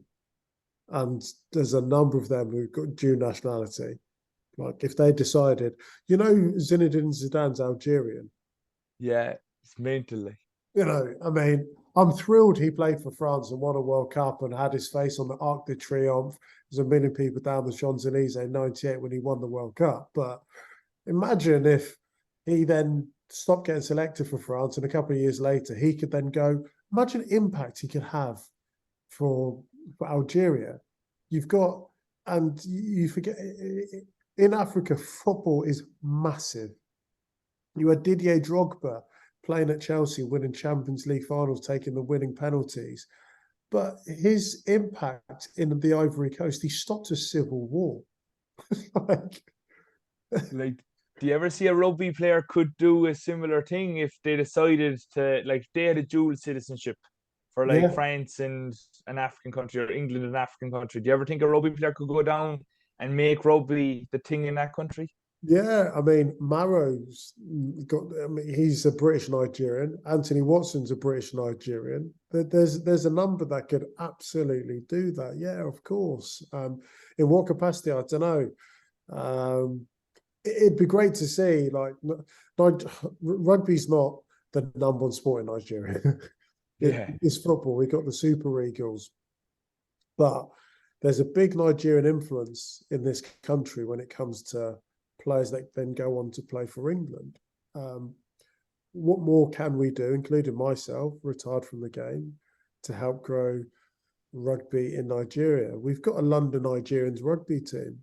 So there's a community of people that love their rugby, that have heritage in Nigeria, that for one reason or another ended up in this country, or their parents ended up in this country, and they've become dual nationals. So yeah, I think it's a really good conversation. In fact, Maro, he put out a tweet. When was it? A couple of years ago, maybe, of the best British Nigerian 15 that he could find. There's some of the names on it, you're like that. Whoa. Like, he was class. He had me as team manager. I didn't even make the 15. I was Devo. When you look through the list of it, you're thinking, oh my word, like Nigerians, country like Nigeria, where it's not even probably in the top national sports, but the influence Nigerian players have had in England is quite significant. But even Simon Zebo, I'm sure his father is Nigerian as well. He competed in the Olympics and everything. So like you'd have the like the Zebo coming in, and you definitely have a few other guys that we can't think off top of our heads. But like, would it be cool to see like the Barbarians versus the African Heritage 15 or something like that? Do you think it could ever be a thing? Oh, I'd be so up for it. How good would that be? Imagine a back three: Zebo, Watson, and Monye. That'd be deadly. If only we had some connections in television, Ugo, to make all this happen. Yeah, I don't know. Hey, next time the Lions play South Africa, maybe we get a combined African 15, excluding South Africa. They're well established, but Zimbabwe, Kenya, Nigeria. Imagine if you could get an African 15. Imagine the Nigerian jersey. The Nigerian football jersey is beautiful. Like. The stash would be mega. I'd come out of retirement for it. I wouldn't get selected, but I'd put my hat in the ring. I look forward to that one. That'd be class. Great idea. Talking of growing the game, what are some other areas that you think could help grow the game in a significant way? It's a really good conversation, and it's one that World Rugby take really seriously.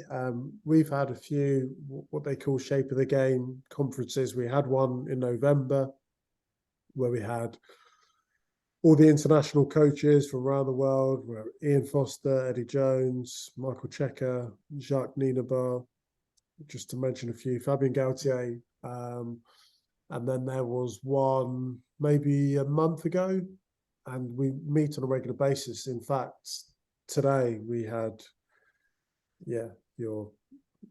all those coaches in the room with World Rugby, with referees. So we have all these workshops, and we're focused on the shape of the game, what it looks like today, whether that's law, broadcasting, fan engagement. There's so much. I'm not sure how much I'm actually allowed to say, but it's such a big topic, and it's something which all the major stakeholders, tournament organisers, owners, Six Nations, Rugby Championships, Super Rugby, World Cup, of course, they come together and collaborate. There's a real sense of collaboration. And some of the suggestions are absolutely brilliant. Because the game on the pitch and the product is absolutely fantastic. But you always want to be answering the question of what else can we do? What more can we do? How can we make it more digital? I don't know. And, you know, you can't, it's quite hard to compare some sports, but you see what F1 have done with Drive to Survive. Six Nations, of course, have got a Netflix documentary coming out. But I look at the bravery and some of the decisions that other sports have made. So Tommy Fury fought Jake Paul a few weeks ago, and loads of people are like, what is this? It's rubbish. The amount of kids saying, are you watching the boxing match at the weekend? I know so many people that couldn't care less about boxing that paid pay-per-view to watch that fight.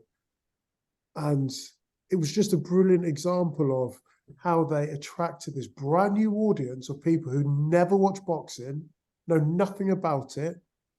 They don't know whether they're great boxers or not. And in fact, it was kind of irrelevant. They loved the hype, sports entertainment, and that's what it was. And they produced this brilliant contest. Like, the fight was pretty crap, actually, but it's irrelevant. They've captured a whole new sector of the public that are now engaging and talking about boxing. I know exactly what you're saying, Hugo. You want the rugby guy versus Jake Paul. Imagine Jared. The thing is, Jared would take the fight. He would actually take the fight. I'm not sure if Jake Paul would take the fight, not because he's scared, but he's just about making money, isn't he? He'd fight anyone if he could make money. But yeah, that would be great. But yeah, so how do you think rugby could create more events like that? Like, what's your hot take? What's the big one you have? For me, rugby is an event. International rugby is an event. I look at Six Nations live match day experiences. We should be looking at the same as, I go to Ascot every year, okay? Yeah. I don't love horse racing, but I go and I get dressed up, I have a few beers, I hang out with people, and there's been loads of conversation. Like Clive Woodward did an article, Twickenham has become the biggest pub in England. People go because they want a great day out. Like, is the rugby intellect there for everyone across the 80,000 in the stands? No, but they're full. They're full every weekend. And we get obsessed at times, I speak for myself, broadcasts about the product on the pitch. And of course, that's really, really important. But we can't influence or impact how England want to play on Saturday, how Ireland are going to play. What we can impact and influence is everything we wrap around the sport. So at the stadium, what are we doing? Harlequins do a brilliant job with the big game.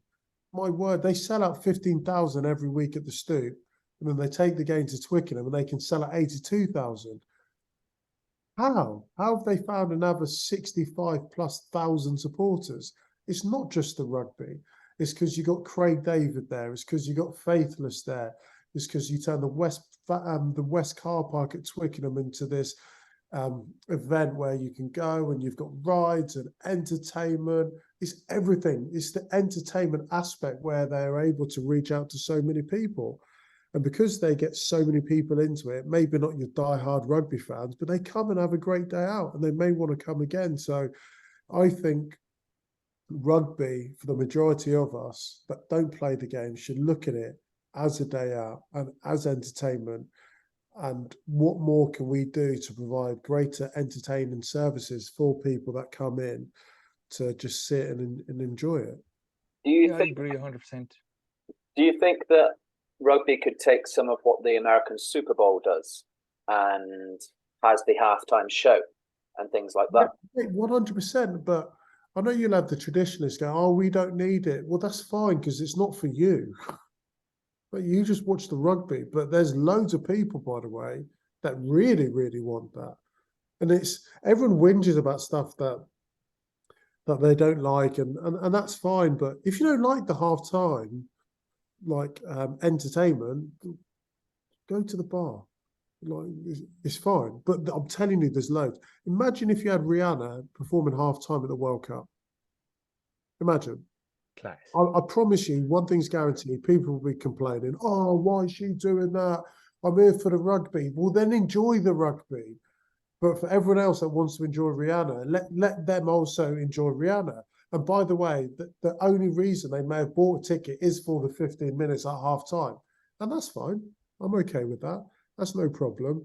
But the Super Bowl have been able to, through their viewing figures, is one of the most watched sports events on the planet. It's become the self-fulfilling prophecy. Do you know everyone that's done a halftime Super Bowl performance has never been paid? So Rihanna doesn't get paid to do it. In fact, it costs her millions of pounds of her own money and a recording company's money to perform at the Super Bowl, because they know, because of the audience that the Super Bowl provides. So she went straight to #1 streaming on Spotify, sold loads of more records. She makes money, but it cost her money. When naturally you think, well, the Super Bowl, how many million pounds are they paying Rihanna? Nothing. They give her an opportunity for her to market herself.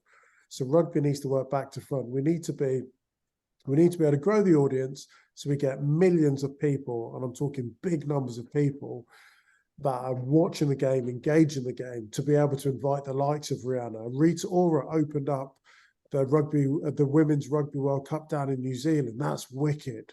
That's great. So I think we've stepped out of an era whereby previously some of these suggestions, people would have said, oh, well, we can't do that. We've never done that. And I think we're absolutely probably in a place now where people are saying, why not? Like, why not? Like, we need to be a digital sport like other sports are. Bring in the opportunities. Yeah, please.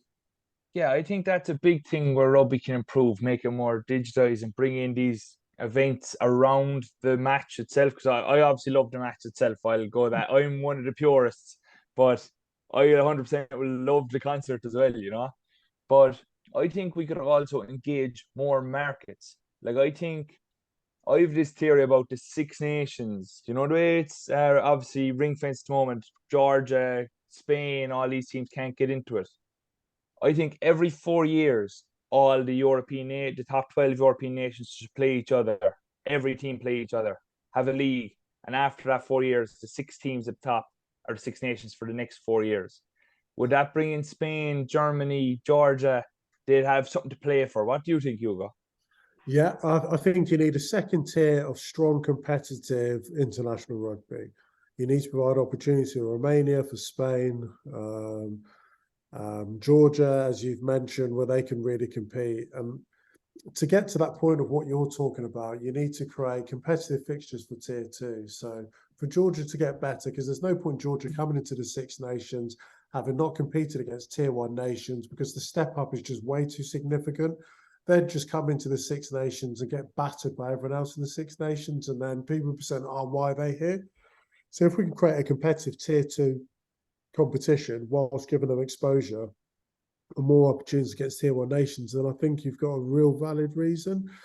With regards to promotion, relegation, jeopardy is massive in the sport, but I think, and it's taken a long period, hasn't it, for Italy, but they're now, I think, on the cusp of actually being way more competitive than we've ever seen. So after that level of investment, time into it, then they get to a certain point, they could be at risk of undoing all of that work and then being in a tier 2 and back in the exodus. But there needs to be viable routes for tier 2 teams to be able to harness their ambitions if they become of equal value to tier 1 nations. 100%. Just to clarify, what I was saying would be like the year after the World Cup, you'd still have the Six Nations and the Euro Championship takes place. Then your 3 June internationals will be like Ireland versus Georgia, Ireland versus Romania, Ireland versus Spain. And then your November internationals will be Ireland versus Portugal, Belgium, and Holland. And then we have playing 11 matches, all the best 12 teams in Europe. And then after 11 matches, you'll have your top 6. Then that's the Six Nations for the following 4 years. So they get a chance to invest, actually see how good they can get. and then while the B nations are all trying to get back in there for 4 years' time. Yeah, I agree with you. The only thing is, if you had a summer, basically for 1 year, the summer, the autumn international, you've got tier 1 nations playing against tier 2 nations. Yeah, I love it. The principle of it, yes, we're growing the game, but it doesn't grow money. To sell Ireland against Georgia respectfully is just not going to do as well as Ireland to win New Zealand. I agree. I agree with that too. But we can't forever just keep chasing money. And that sounds really naive because, as you've seen from the Gallagher Premiership, 2 clubs going to administration, as we've seen from Wales and the financial crisis they're in, and some of the figures you hear around like the English game, like the game's in desperate need for money.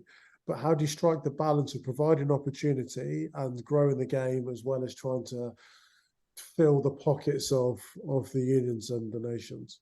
Yeah, because I think like they keep trying to push for bringing in the USA, but I think Germany is 85 million people, Spain has 47 million people. If you could activate them, which is closer to the Six Nations, hence keep the fans all being able to travel to away matches and everything, I think for me that's a way to grow the game and potentially bring in more money. I know I agree exactly what you're saying about Ireland on the tour in New Zealand or versus Ireland and Georgia, but I think Spain and Germany could potentially have loads of money to bring to the table in 4 or 5 years' time, you know? Agreed. And, it's part of our principles, a mission statement, growing the game. Well, that's fine, but you really have to do something about it. I think if you've just got tier 1 nations playing against tier 1 nations every summer, every November, it then becomes a close shot. Yes, it generates more money, attracts TV audience, all the rest of it, but I do think there's responsibility within that World Cup cycle that teams should be touring tier 2 nations, 100%. Okay. So that's the end of the general questions now, Ugo. And what we like to do at the end of the podcast is do the fan questions quick fire, just to wrap up and go from there. So me and Adam, we've got the list done, and we'll just read them out and quick fire. So the first question comes in from Raf. He says, "What happens if you score a drop goal off a kickoff?"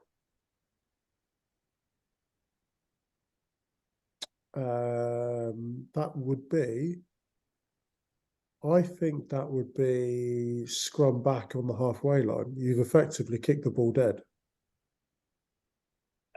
I'm not sure the exact rules. That's a tough start. Yeah, I think that would be scrum back on the halfway line. Yeah, because you've kicked the ball dead. Well, Ryan Hogan has a more hypothetical question. If you were to pick your dream backline to play in of past and present players, you're obviously on the wing. Who are the other 6 boys? Jeez. At 9,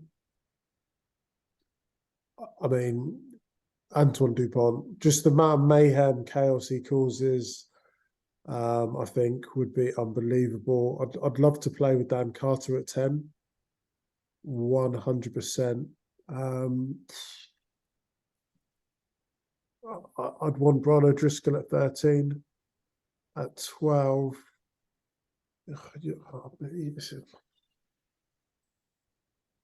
12, who would I want at 12? I'd like to have played with Nonu. I just think that imagine Nonu and Brian O'Driscoll together, the chaos they'd cause with Antoine Dupont and Dan Carter. At 15, Christian Cullen. And at 11, Jonah. Darren Wallace Limerick would like to know: Were Ireland always going to have enough to beat England, or do you think that the red card made the difference? No, I think 15 v 15, Ireland still win that game. Yeah, it of course had an impact on the game, just naturally. Johnny Sexton ended up finding plenty of space in the backfield. But yeah, Ireland were always going to be England. Yeah, you had that sense. We kind of touched on this one a while ago, but Dean Malone wants to know, what's it like being captained by Paul O'Connell? I was mega. You have so much respect for him. He has such a sense of presence, such an unbelievable aura, and everything he says, you believe because you know he'd do it for you. He's a brilliant speaker, motivator, but I think his best attribute is he leads by his actions. That's it's mad. I mean, what an honor! What an honor to be captained by him. Sam Blaken asks, pick a sevens team of your all-time best players. Rupeni Thaufau would be on one wing. Jonah has to be. I think I'd have Christian Cullen at 10, actually. I've mentioned Antoine Dupont before, but Joost van der Westhaven, unfortunately, he's passed away. Mate, he used to run the 100 in under 11 seconds, and he's like 6'3" as a scrum half. So I've got Joost, Christian Cullen, I've got Jonah and Thaufau. How ridiculous this team. And then in the pack, I'd have... It wouldn't even have to be... I think Ardi Surveyor would be wicked, wouldn't he? I need to go... Piers Spiess. How great is this team? And then... I need another wicked loose forward. Trying to... Geez, these are good questions, aren't they? Piers Spiess, Ardi Surveyor, and I need someone else in that mould. I can't think. James Haskell.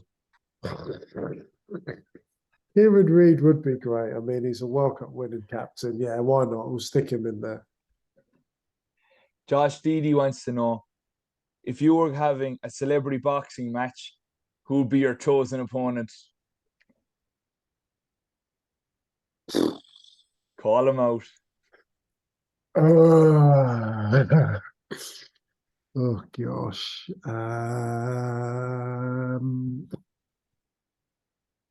Yeah, they're not necessarily celebrities, but because of what, it'd have to be someone from number 10.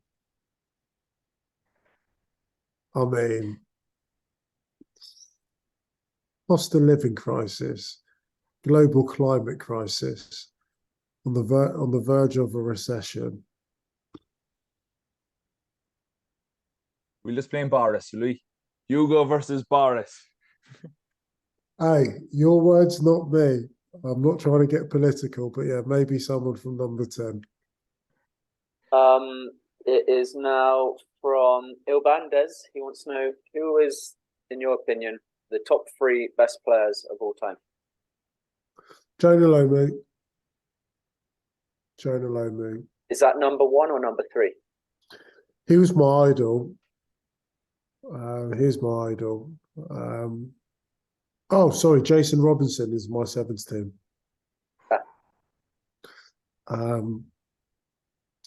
Greatest rugby players of all time. Richie McCaw has to be there. You know, back-to-back World Cups is just so ridiculously good. And then Dan Carter. I've picked 3 All Blacks. They deserve it. Yeah. Happy for people to disagree with that. Ryan Cody wants to know, in the Ugo Monye movie, who will play Ugo Monye? Idris Elba. Big Driss. How good? How good would that be? How good? Make it happen. I was actually in a movie scene with Idris Elba years ago. It's like ridiculous. He was playing this sports star fallen from grace. And my scene was he was in a black tie at a black tie event. he walks out, and he there's a couple of pretty looking girls, and they wave, and he thinks they're waving at him. And then I walk from behind him, nudge his shoulder, and they're not waving at him, they're waving at me. And then I walk off with these two girls under my arms. I promise you. Classic. How ridiculous. I'd say we finish up on that one. We're not competing that, Hamish. No, I very much doubt it. I very much doubt it. So the final question we always ask the guest is, if there was one person that you would like to see on the Champagne Rugby podcast, who would it be and why? Ooh,